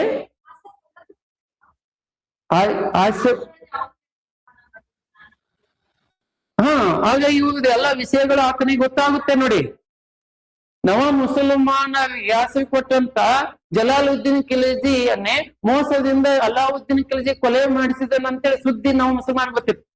ಹೀಗೆ ಏನಂತಂದಾಗ ನವ ಮುಸಲ್ಮಾನರಿಗೆ ಆಸೆ ಕೊಟ್ಟಂತ ವ್ಯಕ್ತಿ ಆಗಿದ್ದಕ್ಕಾಗಿ ಹಮೀರ್ ದೇವನ ಮೇಲೆ ದಾಳಿ ಮಾಡಿ ನವ ಮುಸಲ್ಮಾನರನ್ನು ಕಗ್ಗೊಲೆ ಮಾಡಿಸಿದ. ಆಮೇಲೆ ಅಲ್ಲಾವುದ್ದೀನ್ ಖಿಲ್ಜಿಯ ಒಟ್ಟು ದಂಡಯಾತ್ರೆಗಳಲ್ಲಿ ಅತ್ಯಂತ ಪ್ರಸಿದ್ಧವಾದದ್ದು ಯಾಕಂದಾಗ ಚಿತ್ತೋಡಿನ ಮೇಲೆ. ಚಿತ್ತೋಡ ಅಂದ್ರೆ ಒಂದೇ ಮೇವಾಡ. ಮೇವಾಡದ ರಾಜಧಾನಿ ಯಾವ್ದಾಗಿತ್ತು? ಚಿತ್ತೋಡ. ಮೇವಾಡದ ರಾಜಧಾನಿ ಚಿತ್ತೋಡ. ಚಿತ್ತೋಡ ಎಂಬುದು ರಾಜಸ್ಥಾನದಲ್ಲಿ ಐತಿದ್ದು ಸಹಿತ. ಎಲ್ಲಿದೆ? ರಾಜಸ್ಥಾನದಲ್ಲಿ. ಚಿತ್ತೋಡದಲ್ಲಿ ಆ ಕಾಲದಲ್ಲಿ ಆಳ್ವಿಕೆ ಮಾಡ್ತಕ್ಕಂಥ ವ್ಯಕ್ತಿ ಅಂತಂದ್ರೆ ರಾಜ ರತನ ಸಿಂಗ ಎಂಬ ವ್ಯಕ್ತಿ. ರಾಜ ರತ್ನ ಸಿಂಗ ಅಂತ ಕರೀತಾರೋ ಅಥವಾ ರತನ ಸಿಂಗ್ ಎಂಬ ವ್ಯಕ್ತಿ. ಈ ಅಲ್ಲಾವುದ್ದೀನ್ ಖಿಲ್ಜಿ ಚಿತ್ತೋಡಿನ ಮೇಲೆ ದಾಳಿ ಮಾಡಿ ರಾಜ ರತನ ಸಿಂಗನನ್ನು ಕೊಲೆ ಮಾಡಿದ. ರಾಜ ರತನ ಸಿಂಗನನ್ನು ಕೊಲೆ ಮಾಡಿ ಆತನ ರಾಣಿಯಾದಂತ ಪದ್ಮಿನಿ ದೇವಿ, ಆತನ ರಾಣಿಯಾದ ಪದ್ಮಿನಿ ದೇವಿಯನ್ನು, ಈ ಪದ್ಮಿನಿ ದೇವಿಯನ್ನು ಅಪಹರಿಸುವ ಸಂದರ್ಭದಲ್ಲಿ ಇವಳು ಏನ್ ಮಾಡಿದಳು? ಜೋಹಾರ್ ಪದ್ಧತಿಯನ್ನು ಅನುಸರಿಸಿದಳು. ಯಾವ ಪದ್ಧತಿ? ಜೋಹಾರ್ ಪದ್ಧತಿ ಅನುಸರಿಸಿದಳು. ಜೋಹಾರ್ ಪದ್ಧತಿ ಎಂದರೇನು? ಅಂದಾಗ ರಜಪೂತ ಮನೆತನದಲ್ಲಿ ಜಾರಿಯಲ್ಲಿದ್ದಂತ ಪದ್ಧತಿ ಜೋಹಾರ್ ಪದ್ಧತಿ. ಪತಿಯ ಸಾವಿನ ಸುದ್ದಿ ತಿಳಿದಂತ ಸತಿಯು ತನ್ನ ಸಖಿಯರೊಂದಿಗೆ ಸಾಮೂಹಿಕವಾಗಿ ಚಿತೆಗೆ ಹಾರುವುದು. ಸತಿ ಸಹಗಮನ ಪದ್ಧತಿ ಎಂದಾಗ ಏಕಾಂಗಿಯಾಗಿ, ಅಂದಾಗ ಪತಿಯ ಸತ್ತ ಮೇಲೆ ಸತಿಯು ಪತಿಯ ಚಿತೆಯೊಂದಿಗೆ ಸತಿ ಸಹಗಮನ ಮಾಡಿಕೊಳ್ಳೋದು. ಇಲ್ಲಿ ಪತಿಯ ಸಾವಿನ ಸುದ್ದಿಯನ್ನು ತಿಳಿದು ಸಾಮೂಹಿಕವಾಗಿ ಚಿತೆಗೆ ಹಾರುವುದು ಜೋಹಾರ್ ಪದ್ಧತಿ. ಹಂಗ ಜೋಹಾರ್ ಪದ್ಧತಿ ಅನುಸರಿಸಿದವಳು ಯಾರು? ಪದ್ಮಿನಿ ದೇವಿ. ಪದ್ಮಿನಿ ದೇವಿ. ಪದ್ಮಾವತ್ ಅಂತೇಳಿ ಒಂದು ಸಿನಿಮಾ ಬಂದಿತ್ತು ನೋಡಿ, ಪದ್ಮಾವತ್ ಅಂತೇಳಿ. ಆ ಪದ್ಮಾವತ್ ಎಂಬ ಸಿನಿಮಾದಲ್ಲಿ ರಜಪೂತ ಜನಾಂಗದವರಿಗೆ ಅವಹೇಳನ ಆಗೈತಿ ಅಂತೇಳಿ ರಜಪೂತ ಜನಾಂಗದವರು ಹೈಕೋರ್ಟ್ ಮೆಟ್ಟಿಲೇರಿದರು. ಬಟ್ ಈ ಸಿನಿಮಾದಲ್ಲಿ ಏನು ಶೂಟಿಂಗ್ ಚಿತ್ರ ಕೆಲಸಲಾಗೈತಿ ಅನ್ನೋದಕ್ಕ ಅಲ್ಲಾವುದ್ದೀನ್ ಖಿಲ್ಜಿ ಮತ್ತು ಪದ್ಮಿನಿ ದೇವಿಯ ಜೊತೆ ಸರಸ ಸಲ್ಲಾಪ ಉಂಟಾಗೈತಿ ಅಂತ ಚಿತ್ರೀಕರಣ ಮಾಡಿದ್ದೇವೆ. ಬಟ್ ಏನಂತಂದಾಗ ತನ್ನ ಮಾನಕ್ಕಾಗಿ ಪ್ರಾಣವನ್ನು ಕಳೆದುಕೊಂಡಂತ ರಾಣಿ ಅವಳು ಪದ್ಮಿನಿ ದೇವಿ ಮುಂದಿನ ಪೀಳಿಗೆಗೆ ಇತಿಹಾಸ ತಪ್ಪು ಮಾಹಿತಿ ತಿಳಿದಂಗ ಆಗ್ತೈತಿ. ಅದಕ್ಕೆ ಇದನ್ನ ಚಿತ್ರವನ್ನು ಬಿಡುಗಡೆ ಮಾಡಕ್ ನಾವು ಅವಕಾಶ ಕೊಡಲ್ಲ ಅಂತೇಳಿ. ಆಗೇನಂತಂದಾಗ ಹೈಕೋರ್ಟ್ ಆದೇಶದಂತೆ ಸೆನ್ಸಾರ್ ಮಂಡಳಿ ಏನ್ ಮಾಡ್ತಂದಾಗ ಕೆಲವೊಂದು ಚಿತ್ರೀಕರಣ ಮಾಡಿದ್ದನ್ನು ಕಟ್ ಮಾಡಿ ಪೇಸ್ಟ್ ಮಾಡಿ ಪದ್ಮಾವತಿ ಅಂತೇಳಿ ಬೇಡ ಪದ್ಮಾವತ್ ಅಂತೇಳಿ ಅಂತ ಹೇಳಿ. ಹೀಗಾಗಿ ಏನಂತಂದಾಗ ಈ ಪದ್ಮಾವತಿಯ ಬಗ್ಗೆ ಒಬ್ಬ ಕವಿ ಒಂದು ಫೇಮಸ್ ಅಂತ ಕೃತಿ ರಚನೆ ಮಾಡಿದಾನೆ. ಆತನ ಯಾರ್ತಂದಾಗ ಮಲಿಕ್ ಮೊಹಮ್ಮದ್ ಜೈಸಿ ಅಂತೇಳಿ. ಮಲಿಕ್ ಮೊಹಮ್ಮದ್ ಜೈಸಿ ಇಂಪಾರ್ಟೆಂಟ್. ಪದ್ಮಾವತಿಯ ಬಗ್ಗೆ ಕೃತಿ ಬರೆದಂತ ವ್ಯಕ್ತಿ ಮಲಿಕ್ ಮೊಹಮ್ಮದ್ ಜೈಸಿ ಅಂತೇಳಿ. ಈ ಮಲಿಕ್ ಮೊಹಮ್ಮದ್ ಜೈಸಿ ಎಂಬ ವ್ಯಕ್ತಿ ಯಾವ ಕೃತಿ ರಚನೆ ಮಾಡಿದ್ದಾನು ಗೊತ್ತೇನು? ಪದ್ಮಾವತ ಎಂಬ ಕೃತಿಯನ್ನು ರಚನೆ ಮಾಡಿದ್ದಾನು. ಯಾವ ಕೃತಿ? ಪದ್ಮಾವತ ಎಂಬ ಕೃತಿಯನ್ನು ರಚನೆ ಮಾಡಿದ್ದಾನೆ. ಪದ್ಮಾವತ ಎಂಬ ಕೃತಿ ರಚನೆ ಮಾಡಿದಂತ ವ್ಯಕ್ತಿ ಮಲಿಕ್ ಮೊಹಮ್ಮದ್ ಜೈಸಿ ಪದ್ಮಿನಿ ದೇವಿಯ ಬಗ್ಗೆ ಮಾಹಿತಿ ತಿಳಿಸೈತಿ. ಬಟ್ ಇವ ಯಾರು ಆಸ್ಥಾನದಲ್ಲಿ ಇದ್ದನು ಅಂತ ನನಗೆ ತಿಳಿಸ್ಬೇಕು. ಈತ ಈ ಮಲಿಕ್ ಮೊಹಮ್ಮದ್ ಜೈಸಿ ಎಂಬ ಕವಿ ಇವಳ ಬಗ್ಗೆ ಮಾಹಿತಿ ತಿಳಿಸುವಂತ ಗ್ರಂಥ ರಚನೆ ಮಾಡಿದ್ದಾನೋ ಇವನು ಯಾರ ಆಸ್ಥಾನದಲ್ಲಿದ್ದಂತ ಒಬ್ಬ ಕವಿ ಆಗಿದ್ದ ಅಂತೇಳಿ. ಆಮೇಲೆ ಏನಂತಂದಾಗ ನೋಡೋಣಂತ ಪದ್ಮಿನಿ ದೇವಿಯ ಬಗ್ಗೆ ಒಂದು ಕತೆ ಬರ್ತದೆ. ಕತೆ ಏನು ಗೊತ್ತೇನು? ಅವಳು ಮೂಲತಃ ಸಿಲೋನಿನವಳು. ಎಲ್ಲಿ ಅವಳು? ಸಿಲೋನ್. ಸಿಲೋನ್ ಮೀನ್ಸ್ ಶ್ರೀಲಂಕಾ. ಶ್ರೀಲಂಕಾದಲ್ಲಿ ಗಂಧರ್ವ ಸೇನನ ಮಗಳವಳು. ಯಾರ ಮಗಳವಳು? ಗಂಧರ್ವ ಸೇನನ ಮಗಳು. ಸಿಲೋನಿನಲ್ಲಿದ್ದಂತ ಗಂಧರ್ವ ಸೇನನ ಏಕೈಕ ಜ್ಯೇಷ್ಠ ಸುಪುತ್ರಿ ಯಾರು ತಂದಾಗ ಪದ್ಮಾವತಿ, ಪದ್ಮಿನಿ ದೇವಿ. ಆ ಪದ್ಮಾವತಿ ಚಿಕ್ಕವಳಾಗಿದ್ದಲೇ ಅಪ್ಪ ಬಹಳಷ್ಟು ಮುದ್ದಿನಿಂದ ಸಾಕಿದ್ದ. ಮುದ್ದಿನಿಂದ ಸಾಕಿದಂದಾಗ ಅವಳಿಗೆ ಏನಂತ ಚಿಕ್ಕವಳಾಗಿದ್ದಾಗಿದ್ರಲ್ಲೇ ಹಕ್ಕಿಗಳು, ಆಮೇಲೆ ಈ ಸಾಕು ಪ್ರಾಣಿಗಳು, ಈ ಮೊಲ, ನಾಯಿ, ಹಿಂಗ್ ನಾವು ಚಿಕ್ಕವರಿದ್ದಂತ ಮಕ್ಕಳಿಗೆ ಅತಿ ಹೆಚ್ಚು ಆಟಿಕೆ ಸಾಮಾನುಗಳು ಕೊಡ್ತೇವೆ ನೋಡಿ ಒಂದ್ಸಲ. ಎಲ್ಲ ಗಾಡಿ, ಟ್ರ್ಯಾಕ್ಟರ್, ಗನ್ನು, ಗೊಂಬೆಗಳು ಕೊಡಲೇನು? ಹಂಗೇನಂತಂದಾಗ ಪದ್ಮಿನಿ ದೇವಿ ಚಿಕ್ಕವಳಾಗಿದ್ದಲೇ ಹಕ್ಕಿ ಪಕ್ಷಿಗಳೊಂದಿಗೆ ಆಮೇಲೆ ಏನಂತಂದಾಗ ಸಾಕು ಪ್ರಾಣಿಗಳೊಂದಿಗೆ ಬಹಳಷ್ಟು ಖುಷಿಯಿಂದ ಬೆಳೆದು ದೊಡ್ಡವಳಾಗಿಬಿಟ್ರು. ದೊಡ್ಡವಳಾದಂತ ಪದ್ಮಾವತಿ ಪದ್ಮಿನಿ ದೇವಿಗೆ ಏನಂತಂದಾಗ ಅಪ್ಪ ಗಂಧರ್ವ ಸೇನ ಮದುವೆ ಮಾಡಿಬೇಕಂತೇಳಿ ಆಲೋಚನೆ ಮಾಡಿದ. ಆಲೋಚನೆ ಮಾಡಿದಂತ ಟೈಮದಲ್ಲಿ ಆಗ ಸ್ವಯಂವರವನ್ನು ಏರ್ಪಡಿಸಿದ. ಸ್ವಯಂವರ ತಂದಾಗ ಆಗಿನ ಕಾಲದಲ್ಲಿ ಈ ಗಂಧರ್ವ ಸೇನೆ ಏರ್ಪಟ್ಟಾಗ ಅಥವಾ ಆಗಿನ ಕಾಲದಲ್ಲಿ ತನ್ನ ಮಗಳು ಯಾರಿಗೆ ಹೋಗಿ ಹೂವಿನ ಹಾರ ಹಾಕ್ತಾ ನೋಡಿ ಅವನನ್ನೇ ಮದುವೆ ಮಾಡಿಕೊಡೋದು. ಹಿಂಗ ಸ್ವಯಂವರ ಏರ್ಪಟ್ಟ ಟೈಮದಲ್ಲಿ ಇವಳು ಮದುವೆ ಆಗ್ಲಕ್ ಇಷ್ಟ ಇಲ್ಲ. ಒಂದು ಸಲ ಆಯ್ತು, 2 ಸಲ, 3 ಸಲ ಸ್ವಯಂವರ ಏರ್ಪಡಿಸಿದ ಅಪ್ಪ ಗಂಧರ್ವ ಸೇನ. ಈ ಮಗಳು ಯಾಕೆ ಮದುವೆ ಆಗ್ತಾ ಇಲ್ಲ ಅನ್ನೋದು ಸುದ್ದಿ ಏನಂತ ಗೊತ್ತಾಯ್ತು ಅಂದಾಗ ಇವಳಿಗೆ ಒಂದು ಮುದ್ದಿನವಾದಂತ ಗಿಳಿ ಇತ್ತು. ಅದೇ ಯಾಕಂದ್ರೆ ಹೀರಾ ಮೀನಾ ಅಂತೇಳಿ. ಹೀರಾ ಮೀನಾ ಅಂತೇಳಿ ಮುದ್ದಿನ ಗಿಳಿ ಇತ್ತು. ಹಾಗಾಗಿ ಆ ಮುದ್ದಿನ ಗಿಳಿಯನ್ನು ಬಿಟ್ಟು ಹೋಗುವುದಾಗ್ತಿತ್ತಲ್ಲ ನಾ ಮದುವೆ ಆದ್ರ ಅಂತ ಹೇಳಿ ಆ ಪಕ್ಷಿಗಳನ್ನು ಬಿಟ್ಟು ಹೋಗೋದಾಗ್ತೈತಿ, ಆಮೇಲೆ ಸಾಕು ಪ್ರಾಣಿಗಳನ್ನ ಬಿಟ್ಟು ಹೋಗೋದಾಗ್ತೈತಿ ಅಂತೇಳಿ ಇವಳು ಮದುವೆ ಒಲ್ಲೆ ಅಂತ ಇದ್ದಳು. ಈ ಸುದ್ದಿ ತಿಳಿದಂತ ಗಂಧರ್ವ ಸೇನೆ ಏನು ಮಾಡಿದನಂತಂದಾಗ ಆ ಹೀರಾ ಮೀನ ಎಂಬ ಗಿಳಿಯನ್ನು ಕೊಲ್ಲಲು ಆದೇಶ ಮಾಡಿದ. ಇದರಿಂದಲೇ ಏನಂತಂದಾಗ ಅವಳು ಮದುವೆ ಆಗ್ತಾ ಇಲ್ಲ ಅಂತೇಳಿ. ಆಗ ಏನಂತಂದಾಗ ಆಗ ಈ ಕೊಲ್ಲಲು ಆದೇಶ ಮಾಡಿದಾಗ ರಾಜ್ಯಾಜ್ಞೆಯನ್ನು ಪಾಲಿಸುವುದು ಸೇವಕರ ರಾಜ್ಯ ಕರ್ತವ್ಯ. ಆಗ ಹೀರಾ ಮೀನ ಎಂಬ ಗಿಳಿಯನ್ನು ತೆಗೆದುಕೊಂಡು ಕೊಲ್ಲಲು ಹೋದಾಗ ಆ ಕೊಲ್ಲುವಂತ ವ್ಯಕ್ತಿಗೆ ಮನಸ್ಸು ಬರ್ಲಿಲ್ಲ. ಇಷ್ಟು ಚಂದದಂತ ಗಿಳಿ ಮಾತೆಲ್ಲ ಕೇಳಿಸ್ಕೊತೈತಿ, ಮತ್ತೆ ರಿಟರ್ನ್ ಮಾತನಾಡ್ತೈತಿ, ಇದನ್ನ ಕೊಲೆ ಮಾಡಿ ಏನ್ ಮಾಡೋದು? ಹಾಗಾಗಿ ರಾಣಿ ರಾಜಕುಮಾರಿ ಅತಿ ಹೆಚ್ಚು ಪ್ರೀತಿಯಿಂದ ಸಾಕಿದಂತ ಗಿಳಿ ಐತಿ, ಇದನ್ನ ಅವನಿಗೂ ಒಬ್ಬನಿಗೆ ಮಾರ್ಬಿಟ್ರಾಯ್ತು ಅಂತೇಳಿ ಅವನ ಸಿಲೋನನ್ನು ದಾಟಿ ಬಂದೇನಂತಂದಾಗ ತಮಿಳುನಾಡು ಕಡೆ ಇದ್ದಂತ ಒಬ್ಬ ವ್ಯಾಪಾರಿಗೆ ಸೇಲ್ ಮಾಡ್ಬಿಡ್ತಾನೆ. ಆ ಸೇಲ್ ಮಾಡಿದಂತ ಟೈಮಲ್ಲಿ ಅದನ್ನ ವ್ಯಾಪಾರ ತೆಗೆದುಕೊಂಡು ಅವನ ವ್ಯಾಪಾರಕ್ಕೆ ಎಲ್ಲೆಲ್ಲಿ ಹೋಗ್ತಾನೆ ನೋಡಿ ಅದನ್ನ ತಗೊಂಡು ಹೋಗ್ತಾ ಇರ್ತಾನೆ ವ್ಯಾಪಾರಸ್ಥ. ಆ ಗಿಳಿಯನ್ನು ತೆಗೆದುಕೊಂಡು ವ್ಯಾಪಾರಸ್ಥ ಮೇವಾಡಕ್ಕೆ ಬಂದಿರ್ತಾನೆ, ಚಿತ್ತೋಡಕ್ಕೆ ಬಂದಿರ್ತಾನೆ. ಆ ಚಿತ್ತೋಡಕ್ಕೆ ತನ್ನ ಪಾಡಿಗೆ ತಾನು ವ್ಯಾಪಾರ ಮಾಡ್ತಾ ಇರ್ತಾನೆ. ಆ ಗಿಳಿ ಓಡಾಡ್ತಾ ಇರ್ತೈತಿ. ಆಗ ರಾಜ ರತನ ಸಿಂಗನಿಗೆ ಇನ್ನೊಬ್ಬಳು ರಾಣಿ ಅಂತ ನಾಗಾಮತಿ ಅಂತೇಳಿ, ಇನ್ನೊಬ್ಬಳು ರಾಣಿ ಯಾರು? ನಾಗಾಮತಿ ಅಂತೇಳಿ. ಆ ನಾಗಾಮತಿ ಏನಂತಂದಾಗ ಹೀರಾ ಮೀನಾ ಎಂಬ ಗಿಳಿಯ ಮೇಲೆ ಕಣ್ಣು ಹೋಗ್ತೈತಿ. ಆ ಕಣ್ಣು ಹೋದಾಗ ಅವಳಿಗೆ ಆಸೆ ಆಗ್ತಿತ್ತು, ಗಿಳಿಯನ್ನು ನಾನು ಹಿಡಿಬೇಕು, ಗಿಳಿಯನ್ನು ನಾನು ತಗೋಬೇಕಂತೇಳಿ. ಆಗ ರಾಜನಿಗೆ ಬಂದು ಹೇಳ್ತಾಳೆ, ಹೀಗೆ ಏನಂತಂದಾಗ ಅಲ್ಲೊಂದು ಎಷ್ಟು ಮುದ್ದಾದಂತ ಗಿಳಿ ಐತಿ, ಅದನ್ನ ನನಗೆ ಕೊಡು. ರಾಜ ಹೇಳಿದಾಗ ಅದನ್ನೇ ಸುಪ್ರೀಂ ಪವರ್ ನೋಡಿ. ಹಾಗಾಗಿ ಆ ಹೀರಾ ಮೀನಾ ಎಂಬ ಗಿಳಿ ಏನಂತಂದಾಗ ತೆಗೆದುಕೊಂಡು ಬಂದು ಕೊಡ್ತಾನೆ. ಆ ಗಿಳಿ ಮಾತನಾಡುವುದನ್ನ ರತನ ಸಿಂಗನ ಸಹಿತ ಕೇಳ್ತಾನೆ. ಕೇಳದ ಆದ್ಮೇಲೆ ಏನಂತಂದಾಗ ಅದ್ರ ಜೊತೆ ಮಾತಾಡ್ಬೇಕು ಅಂತೇಳಿ ಖುಷಿ ಆಗ್ತೈತಿ. ಆ ಗಿಳಿ ಎಲ್ಲ ಹೇಳ್ಬಿಡ್ತೈತಿ, ಹಿಂಗ ನಾನು ಸಿಲೋನಿನವನು, ಬಟ್ ಏನಂತಂದಾಗ ನಾನು ಗಂಧರ್ವ ಸೇನನ ರಾಜಕ್ಕೂ ಒಂದಾಗ ಮಗಳಾದಂತ ಅವಳ ಜೊತೆ ಬೆಳೆದಂತ ವ್ಯಕ್ತಿ. ಹಿಂಗೇನಂತಂದಾಗ ನನ್ನನ್ನು ಕೊಲ್ಲಲು ಆದೇಶ ಮಾಡಿದಂತ ಟೈಮ್ದಲ್ಲಿ ವ್ಯಾಪಾರಸ್ಥೆಗೆ ಮಾರಾಟ ಮಾಡ್ದ. ಎಷ್ಟೋ ಸಲ ಸ್ವಯಂ ವರ ಏರ್ಪಡಿಸಿದ, ಅವಳು ಏನಂತಂದಾಗ ಇಚ್ಛೆ ಆಗಿಲ್ಲ. ಈ ಎಲ್ಲಾ ಸುದ್ದಿ ಆದಾಗ ಇವನಿಗೆ ಕ್ಯೂರಿಯಾಸಿಟಿ ಆಯ್ತು. ಯಾರಿಗೆ? ರತನ ಸಿಂಗನಿಗೆ. ನನಗೆ ತನ್ನ ಸೈನ್ಯವನ್ನು ತೆಗೆದುಕೊಂಡು ಶಿರೋವಿನ ಮೇಲೆ ಅಟ್ಯಾಕ್ ಮಾಡಿಬಿಟ್ಟ. ಯಾರು? ರತನ ಸಿಂಗ. ಶಿರೋವಿನ ಮೇಲೆ ದಾಳಿ ಮಾಡಿದಂತ ಟೈಮದಲ್ಲಿ ಅದಕ್ಕಿಂತ ಅಡ್ವಾನ್ಸ್ ಏನಂತಂದಾಗ ಒಂದು ಸಂದೇಶವನ್ನು ಏನಂತಂದ್ರೆ ಒಬ್ಬ ವ್ಯಕ್ತಿಯನ್ನು ಮೆಸೆಂಜರ್ ಅನ್ನು ಆ ರಾಣಿಗೆ ತಲುಪಿಸಲು ಕಳಿಸ್ತಾನೆ. ಹೀಗೆ ನಿನ್ನ ಪ್ರೀತಿಯಾದಂತ ಗಿಳಿ ಹೀರಾ ಮೀನು ನನ್ನ ಆಸ್ಥಾನದಲ್ಲಿದೆ ಅಂತ. ಅಷ್ಟೇ ಏನಂತ ದಾಳಿ ಮಾಡ್ತಾನೆ. ದಾಳಿ ಮಾಡಿದಾಗ ಗಂಧರ್ವ ಸೇನೆಗೆ ಒಂದು ಮೆಸೇಜ್ ಬರ್ತಿತ್ತು, ನಿನ್ನ ಮಗಳಾದಂತ ಏನಂತಂದಾಗ ಪದ್ಮಾವತಿ ಆ ದಾಳಿ ಮಾಡಿದಂತ ರಾಜನ ಜೊತೆ ಮದುವೆ ಆಗಲು ಇಷ್ಟೇ ವ್ಯಕ್ತಪಡಿಸಿದ್ದಾಳೆ ಅಂತ. ಅವಳು ಗಿಳಿನ ಕಾಣ್ಬೇಕಂತ ಮದುವೆ ಆಗ್ಬೇಕಂತ ಹಿಂಗೆ. ಆಗ ಇವನಿಗೆ ಸಿಕ್ಕಾಬಿಟ್ಟು ಖುಷಿ ಆಗ್ಬಿಡ್ತೀವಿ ಗಂಧರ್ವ ಸೇನೆಗೆ. ಎಷ್ಟೋ ವರ್ಷದಿಂದ ಸ್ವಯಂ ವರವನ್ನು ಏರ್ಪಡಿಸ್ತಾ ಇದ್ದೀನಿ, ಬಟ್ ಏನಂತಂದಾಗ ಅದು ಸಾಧ್ಯವಾಗಿಲ್ಲ. ಈಗ ನನ್ನ ಮಗಳೇ ರಾಜನನ್ನೇ ಒಪ್ಪಿಕೊಂಡಳ ತಂದಾಗ ನನಗೆ ಹೆಮ್ಮೆ ಆಯ್ತು ಅಂತೇಳಿ. ಆಗ ಏನಾಯ್ತು ಅಂತಂದಾಗ ಅವನು ಖುಷಿಪಟ್ಟು ಆ ರಾಜನಿಗೆ ಏನು ಮಾಡ್ತಾನೆ ಅಂತಂದಾಗ ಪದ್ಮಾವತಿ ಮಗಳನ್ನು ಕೊಟ್ಟು ಮದುವೆ ಮಾಡ್ತಾನೆ. ಸರ್ ಸ್ಕ್ರೀನ್ ಬರ್ತಾ ಇಲ್ಲ.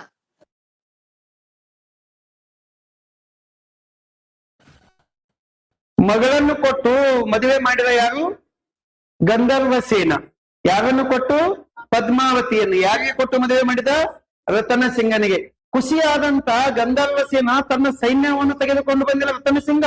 ಅವ್ರಿಗೆಲ್ಲರಿಗೂ ಮದುವೆ ಮಾಡಿಕೊಟ್ಬಿಟ್ಟಲ್ಲಿ. ಹೋಗುವಂತ ಟೈಮ್ದಲ್ಲಿ ಸುಮಾರು 16,000 ಜನ, ಬರುವಂತ ಸಮಯದಲ್ಲಿ 32,000 ಜನ. ಹೋಗುವಂತ ಟೈಮ್ದಲ್ಲಿ ಸೈನಿಕರು ಸಿಂಗಲ್, ಬರುವಂತ ಟೈಮ್ದಲ್ಲಿ ಸೈನಿಕರು ಡಬಲ್. ದಂಪತಿಗಳ ಬಂದಂಗ ಆಗ್ಬಿಡ್ತು. ಹಾಗಾಗಿ ಏನಂತಂದಾಗ ಇವರಿಗೆ ಸೈನಿಕರಿಗೆ ಸಿಕ್ಕಾಬಿಟ್ಟು ಖುಷಿ ಆಯ್ತು. ಮತ್ತಿಂತವೆಲ್ಲರೂ ದಾಳಿದವನ್ನ ನೋಡೋಣೇನಂತೇಳಿ. ಯಾಕಂದಾಗ ಮದುವೆ ಆಗಿ ಬಂದ ಸೈನಿಕರ ಸಮೇತ ರಾಜನ ಮದುವೆ ಆಗಿ ಬಂದ. ಈ ಸುದ್ದಿ ಏನಂತಂದಾಗ ಈತನೇ ಗೊತ್ತಾಯ್ತು. ಯಾರಿಗೆ? ಅಲ್ಲಾವುದ್ದೀನ್ ಖಿಲ್ಜಿಗೆ. ಹಿಂಗ ಪದ್ಮಿನಿ ದೇವಿ ಹತ್ತದಳಂತ, ಸಿಲೋನಿನ ಅವಳು ರಾಜಕುಮಾರಿ ಅಂತ ಇಷ್ಟು ಅದಳ ತಂದಾಗ ಇವನಿಗೆ ಯಾಮಕ್ಕೊಳಗಾದಂತ ಈತ ಅವಳನ್ನು ಪಡೆದುಕೊಳ್ಳಲೇಬೇಕಂತೇಳಿ ದಾಳಿ ಮಾಡ್ತಾನೆ. ದಾಳಿ ಮಾಡಿದಂತ ಸಂದರ್ಭದಲ್ಲಿ ಮೊದಲೇ ಸಲ ಅನ್ಸಕ್ಸಸ್ಫುಲ್ ಆಗ್ತೈತಿ. ಎರಡನೇ ಸಲ ದಾಳಿ ಮಾಡಿ ರತನ ಸಿಂಗನ ಕೊಲೆ ಮಾಡಿ ಅವಳನ್ನು ಅಪಹರಿಸಲು ಹೋದಂತ ಟೈಮ್ದಲ್ಲಿ ಆಗ ಅವಳು ಏನಂತಂದಾಗ ತನ್ನ ಮಾನಕ್ಕಾಗಿ ಪ್ರಾಣವನ್ನೇ ತ್ಯಾಗ ಮಾಡಿ ಏನಂತಂದಾಗ ಬೆಂಕಿಗೆ ಆಹುತಿ ಆಗ್ತಾಳೆ. ಆಗ ಈತನಿಗೆ ಹೋದಾಗ ಏನಂತಂದಾಗ ಸಿಕ್ಕದ್ದು ಬರೀ ಬೂದಿ. ಅವಳ ಬೂದಿ ಸಿಕ್ಕೈತಿ ವಿನ ಅವಳು ಸಿಗಲಿಲ್ಲ ಅಂತ ಹೇಳ. ಈಗ ನೀವು ಪದ್ಮಾವತ್ ಅಂತೇಳಿ ಸಿನಿಮಾ ನೋಡಿದಾಗ ಸಿಗ್ತೈತಿ. ಸಿನಿಮಾ ಇವ್ರ ಬಗ್ಗೆನೇ ಐತಿ. ಈಗ ಏನಂತಂದಾಗ ಇದು ಪ್ರಸಿದ್ಧವಾದಂತ ದಾಳಿ, ಚಿಕ್ಕದಂತ ಕಥೆ ಏನಂತಂದಾಗ ಇದು ಬರ್ತೈತಿ ಅಂತ ಹೇಳ. ಆಮೇಲೆ ಮಾಳ್ವದ ಮೇಲೆ ದಾಳಿ ಮಾಡಿದ. ಮಾಳ್ವ ಎಲ್ಲಿದೆ ಅಂತಂದಾಗ ಮಧ್ಯಪ್ರದೇಶದಲ್ಲಿ ಐತಿ. ಎಲ್ಲೈತಿ? ಮಧ್ಯಪ್ರದೇಶದಲ್ಲಿ ಐತಿ ಮಾಳ್ವ. ಮಾಳ್ವದ ಮೇಲೆ ಆ ದಾಳಿ ಮಾಡಿದಾಗ ಅಲ್ಲಿ ಆಳ್ವಿಕೆ ಮಾಡಿದಂತ ವ್ಯಕ್ತಿ ರಾಜ ಮಹಲಿಕ್ ದೇವ್ ಎಂಬ ವ್ಯಕ್ತಿ ಆಳ್ವಿಕೆ ಮಾಡ್ತಾ ಇದ್ದ. ರಾಜ ಮಹಲಿಕ್ ದೇವ್ ಎಂಬ ವ್ಯಕ್ತಿ ಆಳ್ವಿಕೆ ಮಾಡ್ತಾ ಇದ್ದ. ರಾಜ ಮಹಲಿಕ್ ದೇವ್ ಎಂಬ ವ್ಯಕ್ತಿ ಆಳ್ವಿಕೆ ಮಾಡುವಂತ ಸಂದರ್ಭದಲ್ಲಿ ಈತ ಏನಂತಂದಾಗ ದಾಳಿ ಮಾಡ್ತಾನೆ. ರಾಜ ಮಹಲಿಕ್ ದೇವರನ್ನು ಸೋಲಿಸಿ ಮಾಳ್ವವನ್ನು ತನ್ನ ವಶಕ್ಕೆ, ತನ್ನ ಸಾಮ್ರಾಜ್ಯಕ್ಕೆ ವಿಲೀನಗೊಳಿಸಿಕೊಂಡು ಬಿಟ್ಟ. ಆಮೇಲೆ ಏನಂತಂದಾಗ ಉತ್ತರ ಭಾರತದ ಕೊನೆಯ ದಂಡಯಾತ್ರೆ ಅಥವಾ ಶಿವಾನುಕೋಟೆಯ ಮೇಲೆ ಅಲ್ಲಾವುದ್ದೀನ್ ಖಿಲ್ಜಿ ಉತ್ತರ ಭಾರತ ಕೊನೆಯ ದಂಡಯಾತ್ರೆ ಶಿವಾನುಕೋಟೆಯ ಮೇಲೆ ದಾಳಿ ಮಾಡಿದ. ಶಿವಾನುಕೋಟೆಯ ಮೇಲೆ ದಾಳಿ ಮಾಡಿದಂತ ಸಂದರ್ಭದಲ್ಲಿ ಆಗ ಶಿವಾನುಕೋಟೆಯಲ್ಲಿ ರಾಜ ಶೀತಲ ದೇವ ಎಂಬ ವ್ಯಕ್ತಿ ಆಳ್ವಿಕೆ ಮಾಡ್ತಾ ಇದ್ದ. ರಾಜ ಶೀತಲ ದೇವ ಎಂಬ ವ್ಯಕ್ತಿ ಆಳ್ವಿಕೆ ಮಾಡ್ತಾ ಇದ್ದ.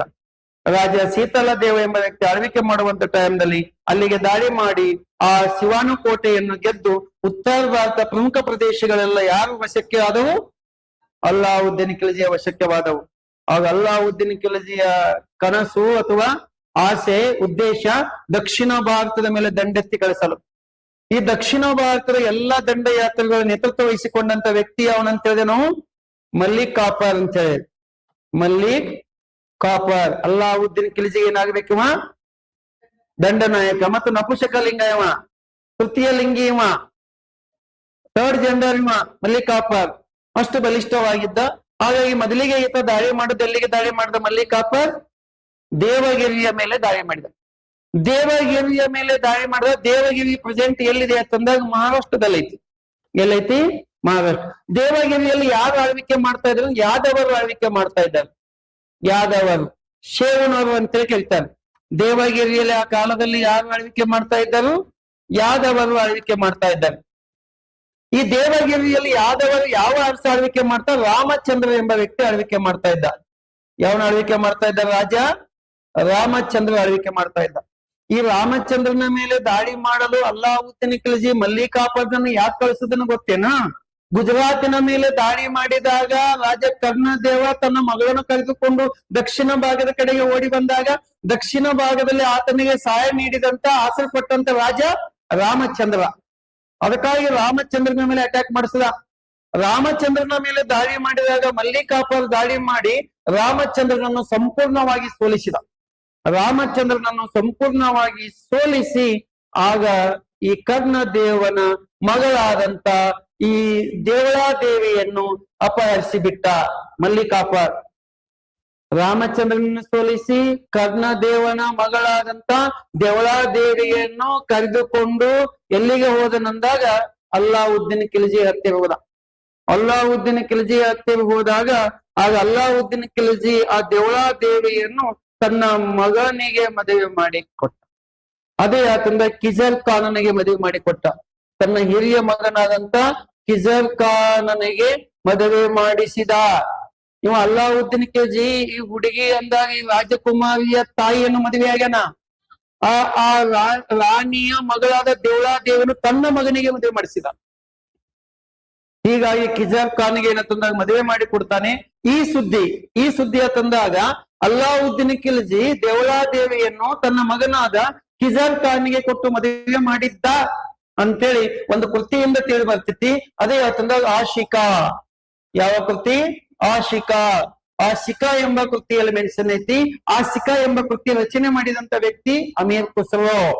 ಅಮೀರ್ ಖುಸ್ರೋ ನಾವು ಅನುವನ್ನು ಪಡೆದುಕೊಂಡ. ಅದೇ ಆತಂದ ವಿರೂಪಾಕ್ಷಪುರ. ವಿರೂಪಾಕ್ಷಪುರದ ಈಗಿನ ಹೆಸರು ಏನಂತಂದಾಗ ಹಂಪಿ. ಹಂಪಿ ತುಂಗಾಭದ್ರಾ ನದಿಯ ದಡದ ಮೇಲಿದ್ದಂತ ಹಂಪಿಯ ಹೆಸರು ಮೂಲತಃ ಹಳೆಯ ಹೆಸರು ಕಿಷ್ಕಿಂದೆ. ಬಟ್ ಏನಂತಂದಾಗ ಅಲ್ಲಿ ನಿರ್ಮಾಣ ಮಾಡಿದ್ದೆ ಅರ್ಥಂದ್ರೆ ಮೂರನೇ ಬಲ್ಲಾಳ. ಯಾವನಂತ ಹೆಸರಿಂದ ವಿರೂಪಾಕ್ಷಪುರ. ಇದು ಆತನ ಮಗನಾದ ವಿರೂಪಾಕ್ಷ ಬಲ್ಲಾಳನ ಸವಿ ನೆನಪಿಗಾಗಿ. ಮೂರನೇ ವೀರ ಬಲ್ಲಾಳನು ಪಲಾಯನಗೈದು ತನ್ನ ಮಗನಾದ ವಿರೂಪಾಕ್ಷ ಬಲ್ಲಾಳನ ಸವಿ ನೆನಪಿಗಾಗಿ ತುಂಗಾಭದ್ರಾ ನದಿಯ ದಡದ ಮೇಲೆ ವಿರೂಪಾಕ್ಷಪುರ ಎಂಬ ನಗರವನ್ನು ನಿರ್ಮಾಣ ಮಾಡಿದ. He was the last king of Hoysala dynasty. Virupaksha Ballala. ಹೀಗೇನಂತಂದಾಗ ಮೂರನೇ ಬಲ್ಲಾಳ ಏನಾಗ್ತಾನಂದಾಗ ಮತ್ತೆ ಪುನಃ ಬರ್ತಾನ. ಒಂದು ದೊಡ್ಡದಾದ ಕಥೆ ಬರ್ತೈತಲ್ಲಿ. ಕಥೆ ಒಂದ್ಸಲ ವಿಜಯನಗರ ಸಾಮ್ರಾಜ್ಯ ಸ್ಥಾಪನೆಯ ಕಿಂತ ಮೊದಲಿದ್ದಂತ ಕಥೆ ಅದು.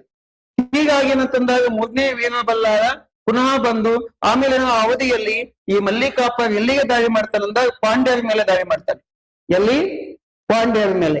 ಪಾಂಡ್ಯರ ಮೇಲೆ ದಾಳಿ ಮಾಡಿದಾಗ ಅಲ್ಲಿ ಸುಂದರ್ ಪಾಂಡ್ಯ ವೀರ ಪಾಂಡ್ಯರ ಮಧ್ಯೆ ಅಂತರ್ಗಲ ಇರ್ತೈತಿ. ಆಗ ವೀರ ಪಾಂಡ್ಯ ಎಂಬ ವ್ಯಕ್ತಿ ಅಧಿಕಾರವನ್ನು ವಹಿಸಿಕೊಂಡಿರ್ತಾನೆ. ವೀರ ಪಾಂಡ್ಯ ಎಂಬ ವ್ಯಕ್ತಿ ಅಧಿಕಾರ ವಹಿಸಿಕೊಂಡಂತ ಟೈಮ್ದಲ್ಲಿ ಆಗ ಮಲ್ಲಿಕಾಪರ್ ದಾಳಿ ಮಾಡ್ತಾನೆ. ಮಲ್ಲಿಕಾಪರ್ ದಾಳಿ ಮಾಡಿದಾಗ ವೀರ ಪಾಂಡ್ಯ ಯಾವ ಯುದ್ಧ ಅನುಸರಿಸ್ತಾನೆ ಅಂತಂದಾಗ ಗೇರಿಲ್ಲಾ ಯುದ್ಧವನ್ನು ಅನುಸರಿಸ್ತಾನೆ. ಗೋರಿಲ್ಲಾ ಅಥವಾ ಗೇರಿಲ್ಲಾ ಯುದ್ಧ. ಗೇರಿಲ್ಲಾ ಯುದ್ಧ ಎಂದರೇನು ಗೊತ್ತೇನು?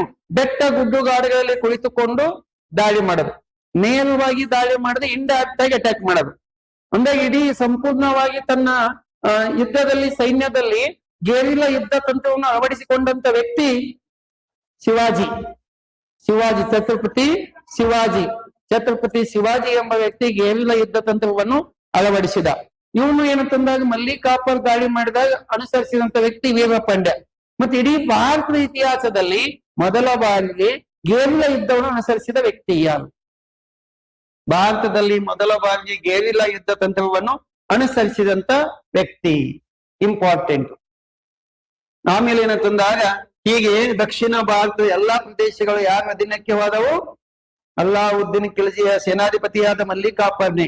ಅಂದಾಗ ಉತ್ತರ ಭಾರತ ಮೊದಲ ಗುಜರಾತ್ ಕರ್ಣದೇವ, ರಣತಂಬರ ಹಮೀರ್ ದೇವ, ಚಿತ್ತೋಡ ರತನ ಸಿಂಗ, ಮಾಳವ ಮಲಿಕ್ ದೇವ, ಶಿವಾನಕೋಟೆ ಶೀತಲ ದೇವ, ದಕ್ಷಿಣ ಭಾರತ ದೇವಗಿರಿ ರಾಮಚಂದ್ರ, ವಾರಂಗಲ 2ನೇ ಪ್ರತಾಪರುದ್ರ ದೇವ, ಹೊಯ್ಸಳ 3ನೇ ಬಲ್ಲಾಳ, ಪಾಂಡ್ಯ ವೀರ ಪಾಂಡ್ಯ ಅಂತೇಳಿ ಕರೆಯಲಾಗ್ತೈತಿ. ಹೀಗೆ ಅದಕ್ಕಾಗಿ ಸಿಕಂದರ್ ಈ ಸಹಾನಿ ಎಂದು ಕರೆದುಕೊಂಡ. ಇಟ್ ಮೀನ್ಸ್ ಅಲೆಕ್ಸಾಂಡರ್ ಎಂದರ್ಥ. ಮುಂದೆ ಏನಂತಂದಾಗ ಅಲ್ಲಾವುದ್ದೀನ್ ಖಿಲ್ಜಿಯ ಪ್ರಸಿದ್ಧವಾದಂತ ಸಾಧನೆಗಳದಾವು. ಆ ಸಾಧನೆಗಳೇನಂತಂದಾಗ ನೆಕ್ಸ್ಟ್ ಭಾಗದಲ್ಲಿ ನಾವು ಅಧ್ಯಯನ ಮಾಡ್ತೇವಿ. ಬಟ್ ಅಷ್ಟೇ ಅಲ್ಲದೆ ಅಲ್ಲಾವುದ್ದೀನ್ ಖಿಲ್ಜಿ ಕೊನೆಯ ಗಳಿಗೆಯಲ್ಲಿ ಯಾರಿಂದ ಕೊಲೆಯಾಗಿದ್ದು ಅಂತಂದಾಗ ಮಲ್ಲಿಕಾಫರ್ನಿಂದಲೇ ಕೊಲೆಯಾಗಿದ್ದು ಅಂತೇಳಿ ಗೊತ್ತಾಗ್ತೈತಿ. ಹೀಗಾಗಿ ಏನಂತಂದಾಗ ಇದು ಅಲ್ಲಾವುದ್ದೀನ್ ಖಿಲ್ಜಿಯ ಪ್ರಮುಖವಾದಂತ ಸೈನಿಕ ಸಾಧನೆಗಳು.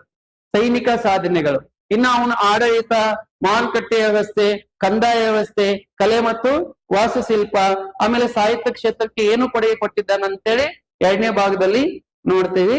ಇದು ಒಂದು ಭಾಗ ಅಂತೇಳಿ ಕರಿತೇವೆ. ಇಷ್ಟು ಕೆಲವೊಂದು ಕೀ ಪಾಯಿಂಟ್ಗಳು ಇಂಪಾರ್ಟೆಂಟ್. ಹಾಗಾಗಿ ಹೊಸ ವರ್ಷದ ಆರ್ಥಿಕ ಶುಭಾಶಯಗಳು ಅಂತ ಇದೊಂದು ಸ್ವಲ್ಪ ಬರ್ಕೊಂಡ್ಬಿಡ. ಖಿಲ್ಜಿ ಸಂತತಿ ಅಂತೇಳಿ ಅಲ್ಲಿಂದ ಸ್ಟಾರ್ಟ್ ಮಾಡೋದು.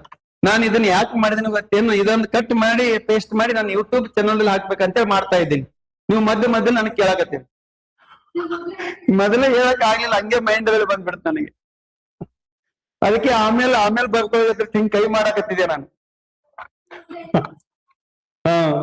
ನೆಕ್ಸ್ಟ್ ಅಲ್ಲ, ಇದು ಖಿಲ್ಜಿ ಸಂತತಿ ಯಾವ ಸಂತತಿ madam? YouTube channel name sir. ಅಯ್ಯಪ್ಪು, ಹಂಗಾದ್ರೆ ನಿಮ್ಗೆ ಏನ್ ಹೆಮ್ಮೆ ಗೊತ್ತಾ? ಇವತ್ತು 1000 ನೀವೇ ಹಾಕ್ತೀರಿ. 999 ಆಗ್ಯಾವ. ಇನ್ನಾಗಿ ನೋಡಿದೆ ನಾನು ಸಬ್ಸ್ಕ್ರೈಬರ್. ಎಷ್ಟು ಡಿಸೆಂಬರ್ 6ನೇ ತಾರೀಕಿಗೆ ಓಪನ್ ಮಾಡೀನಿ. ಸೋಮಪ್ಪ ದುಂಡಿಗೆ ನೋಡಪ್ಪ, ನೀನೇ 1000 ನಿನ್ನ ಹೆಸರು ನನಗ 1000 ಸಬ್ಸ್ಕ್ರೈಬರ್ ಅಂತ ಕಳಿಸ್ಬಿಡು. ಗೊತ್ತಾಯ್ತಲ್ಲ? ಸೋಮಪ್ಪ ದುಂಡಿಗೆ ಅಂತ ಐತಿ. ಅದಕ್ಕ ಸಬ್ಸ್ಕ್ರೈಬ್ ಮಾಡಿ, ಶೇರ್ ಮಾಡಿ. ಏನ ಹೇಳ್ತಾರಲ್ಲ ಇನ್ನ? ಧನ್ಯವಾದಗಳು. ನಿಮ್ಗೂ ಕೂಡ ಒಳ್ಳೆಯದಾಗಲಿ. 2026ರಲ್ಲಿ ಒಳ್ಳೆ ಜಾಬ್ ಆಗಲಿ, ಒಳ್ಳೆ ಗಂಡ ಸಿಗಲಿ, ಒಳ್ಳೆ ಮಕ್ಕಳಾಗಿ ಮೊಮ್ಮಕ್ಕಳಾಗಿ. ಓಕೆ, ಆಗ್ಲಿ, ಒಳ್ಳೆದಾಗಿ. 1000 ಬೇಕು. ನಿಮ್ಮ ಹೆಸರು ಏನು ಮೆಸೇಜ್ ಮಾಡ್ಬೇಕು? ಏನೋ ಹೆಸರು ಅಮ್ಮ? ನಿಜಾಮ್. ನೀ ತಾಳಿಕೋಟಿ ಅಲ್ಲ? ಓಕೆ. ತಾಳಿಕೋಟಿ PS ನಮ್ ಸ್ಟೂಡೆಂಟ್ ಅದನ್ನ ಈಗ, ಸಂಜಯ್ ತಿಪ್ಪರೆಡ್ಡಿ ಅಂತೇಳಿ. ಬಹಳ ಆತ್ಮೀಯ ವಿದ್ಯಾರ್ಥಿ, ನೆಚ್ಚಿನ ವಿದ್ಯಾರ್ಥಿ. ಓಕೆ, ಅಲ್ಲಿ ಹುಸೇನಪ್ಪ ನಾಯಕ ಅಕಾಡೆಮಿ ಅಲ್ಲಿ ನೋಡಿದಾರ. ಅಂದಾಗ ಮೊಘಲ ಔರಂಗಜೇಬ ಆದ್ಮೇಲೆ ಮಾಡುದು ಸುಮ್ಮ. ಕೆಳಗಡೆಗೆ ಯಾವ ಸಂತತಿ? ಖಿಲ್ಜಿ ಸಂತತಿ.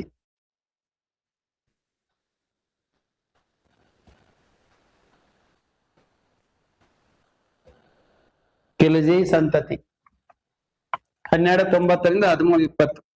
ಅತಿ ಕಡಿಮೆ ಆಳ್ವಿಕೆ ಮಾಡಿದ ಸಂತತಿ. ಡಿಸೆಂಬರ್ 6 ಓಪನ್ ಮಾಡೀನಿ. 4 ಹಾಕಿದ್ದೇನೆ. 1000 ಜನ ಆಗ್ಯಾರ ತಂದಾಗ ಹಳೆ ಸ್ಟೂಡೆಂಟ್ಸ್ ಗಳಿದ್ದಾರೆ.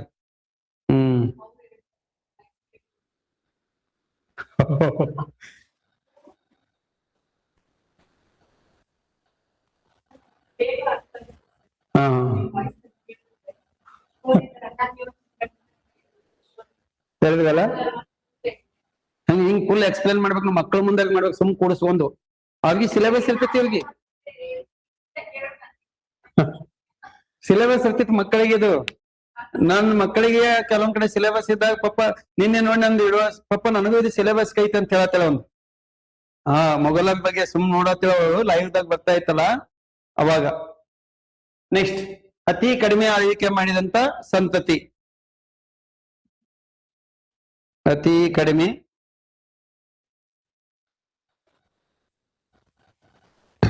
ಆಳ್ವಿಕೆ ಮಾಡಿದ ಸಂತತಿ.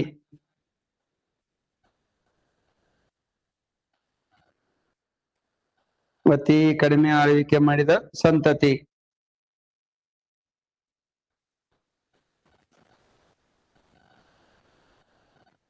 ಸ್ಥಾಪಕ ಜಲಾಲುದ್ದೀನ್ ಖಿಲ್ಜಿ. 1001 ಆಯ್ತು ಈಗ. ಬೆಳಗ್ಗೆ 13 ಬ್ಯಾಲೆನ್ಸ್ ದಿನ.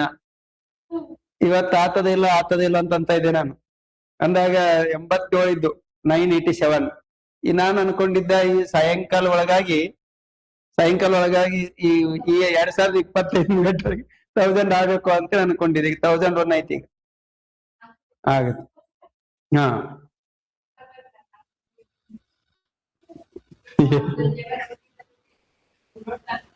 ಹಾ ನೆಕ್ಸ್ಟ್ ಸ್ಥಾಪಕ ಜಲಾಲುದ್ದೀನ್ ಖಿಲ್ಜಿ.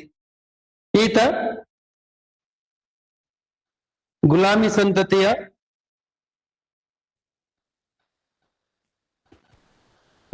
ಸಂತತಿಯ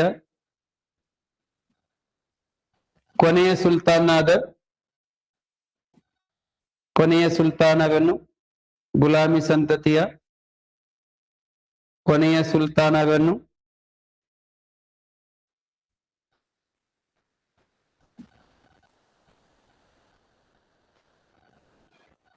ಸುಲ್ತಾನವನ್ನು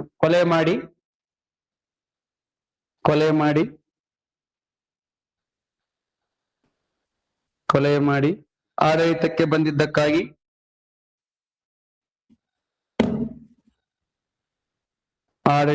ಬಂದಿದ್ದಕ್ಕಾಗಿ ಈತನಿಗೆ ದೆಹಲಿಯಲ್ಲಿ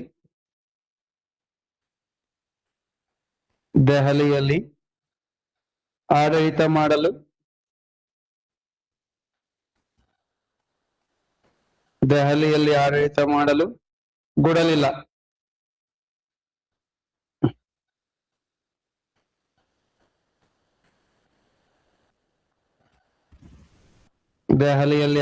ಮಾಡಲು ಗುಡಲಿಲ್ಲ.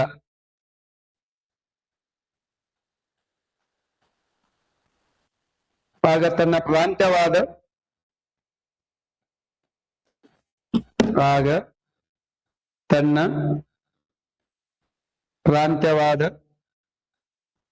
ತನ್ನ ಪ್ರಾಂತ್ಯವಾದ ಕಿಲೋಬ್ರಿಯನ್ನು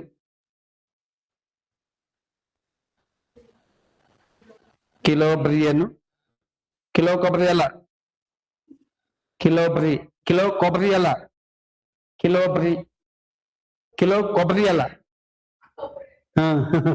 ಕಿಲೋಬ್ರಿಯನ್ನು ರಾಜಧಾನಿ ಮಾಡಿಕೊಂಡು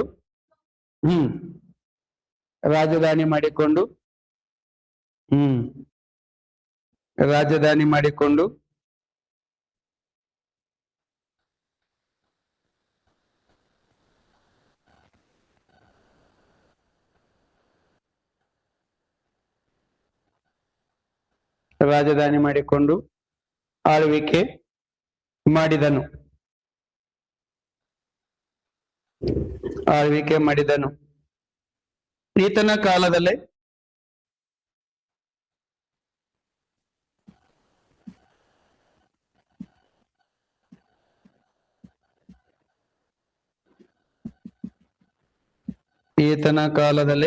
ಅಪಾರ ಸಂಖ್ಯೆಯಲ್ಲಿ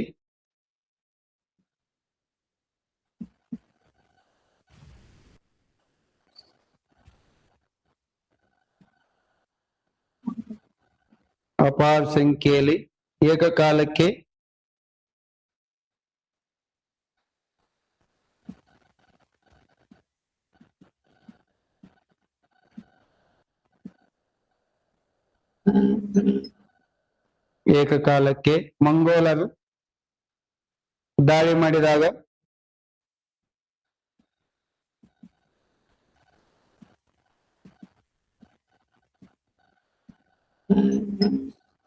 ಮಾಡಿದಾಗ ಅವರನ್ನು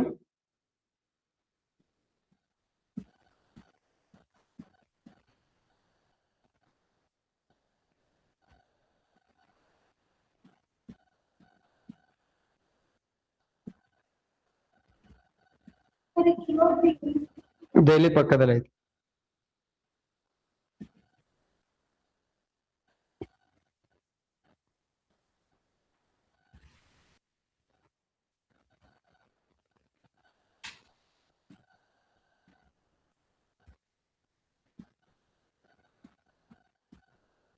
ದಾಳಿ ಮಾಡಿದ್ದಾರೆ.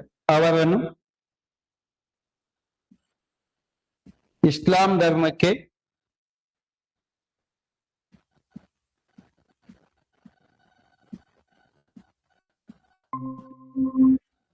ಧರ್ಮಕ್ಕೆ ಮತಾಂತರಿಸಲಾಯಿತು. ಅವರನ್ನು ಸರ್ ದಾಳಿ ಮಾಡಿದಾಗ ಅವರನ್ನು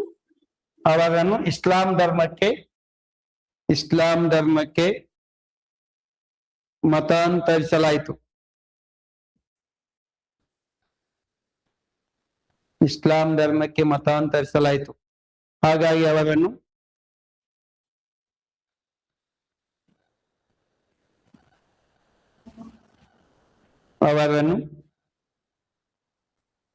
ನವ ಮುಸಲ್ಮಾನರು, ಸೇಮ್ ನ್ಯೂ ಮುಸ್ಲಿಮ್ಸ್ ಅನ್ನಬಾರ್ದು, ನವ ಮುಸಲ್ಮಾನರು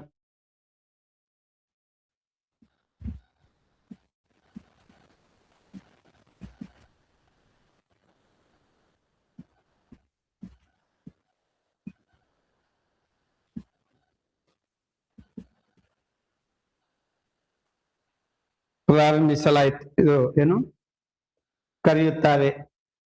ಈತನ ನೀತಿ ಒಂದು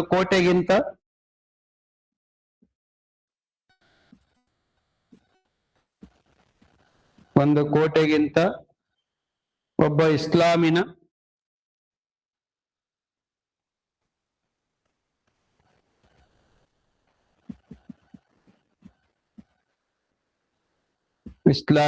ತಲೆ ಮುಖ್ಯ.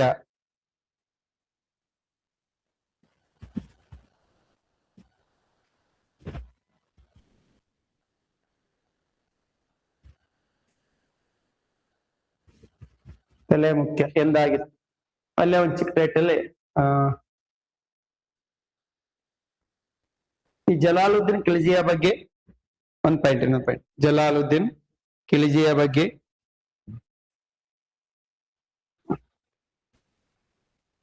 ಮಿಫ್ತಾ ಉಲ್ ಫತ್ವಹ ಎಂಬ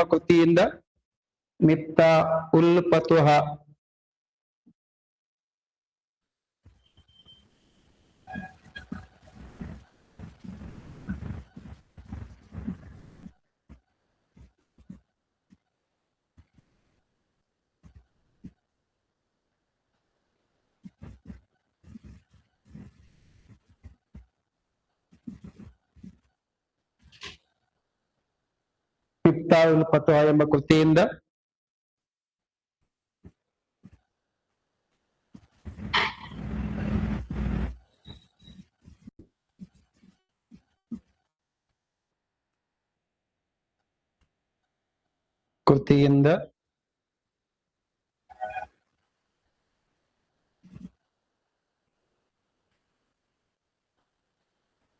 ತಿಳಿದು ಬರುತ್ತದೆ. ಇದನ್ನು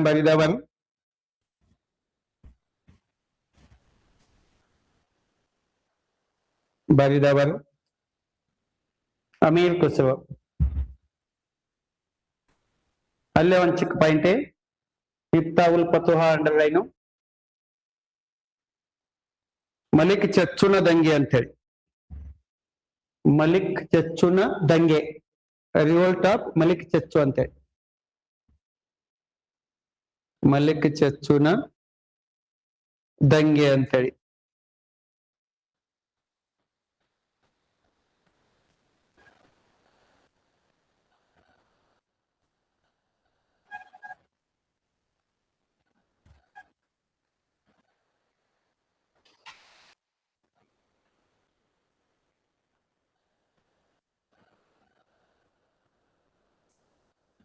ಈತ ಬಲ್ಬನ್ನ ಸಂಬಂಧಿಕನಾಗಿದ್ದು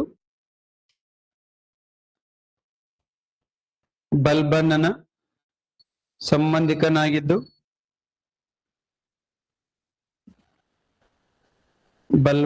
ಸಂಬಂಧಿಕನಾಗಿದ್ದು ಅಧಿಕಾರದ ಆಸೆಗಾಗಿ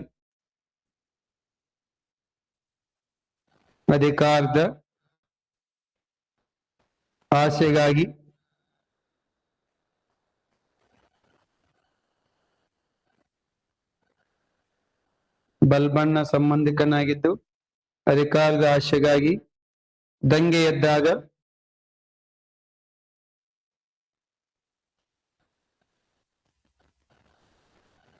ಅಧಿಕಾರದ ಆಶೆಗಾಗಿ ದಂಗೆ ಎದ್ದಾಗ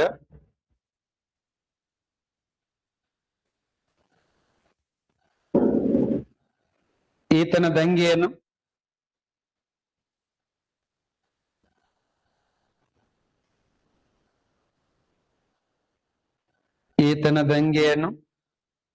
ಅಡಗಿಸಲು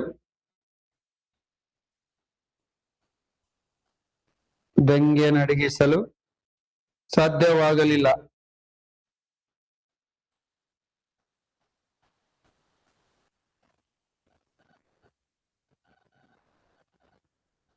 ಅಡಗಿಸಲು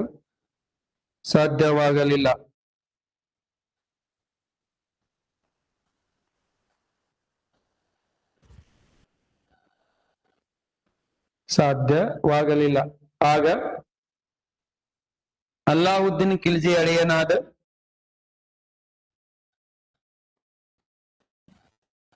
ಅಲ್ಲಾವುದ್ದೀನ್ ಖಿಲ್ಜಿಯ ಅಳಿಯನಾದ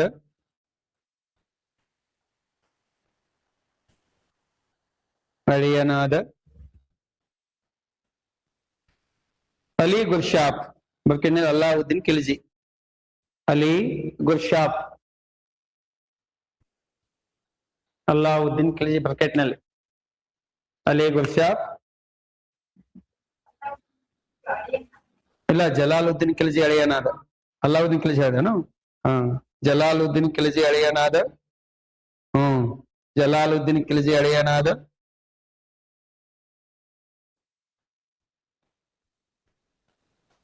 ಜಲಾಲುದ್ದೀನ್ ಖಿಲ್ಜಿ ಅಳಿಯನಾದ ಅಲಿ ಗುರ್ಷಾಪ್ ಬ್ರಾಕೆಟ್ನಲ್ಲಿ ಅಲ್ಲಾವುದ್ದೀನ್ ಖಿಲ್ಜಿ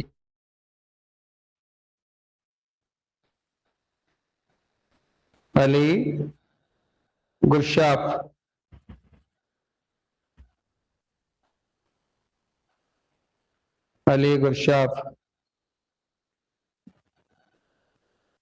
ಈ ದಂಗೆಯನ್ನು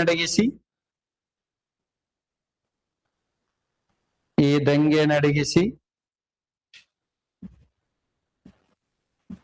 ಮಾವನಾದ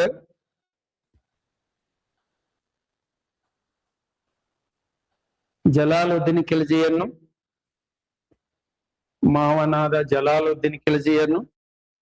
ಮೋಸದಿಂದ ಕೊಲೆ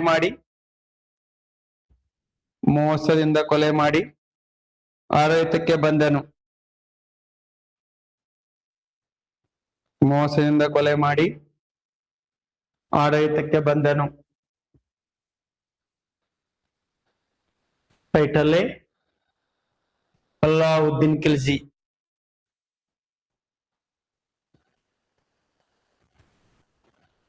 1296ರಿಂದ 1316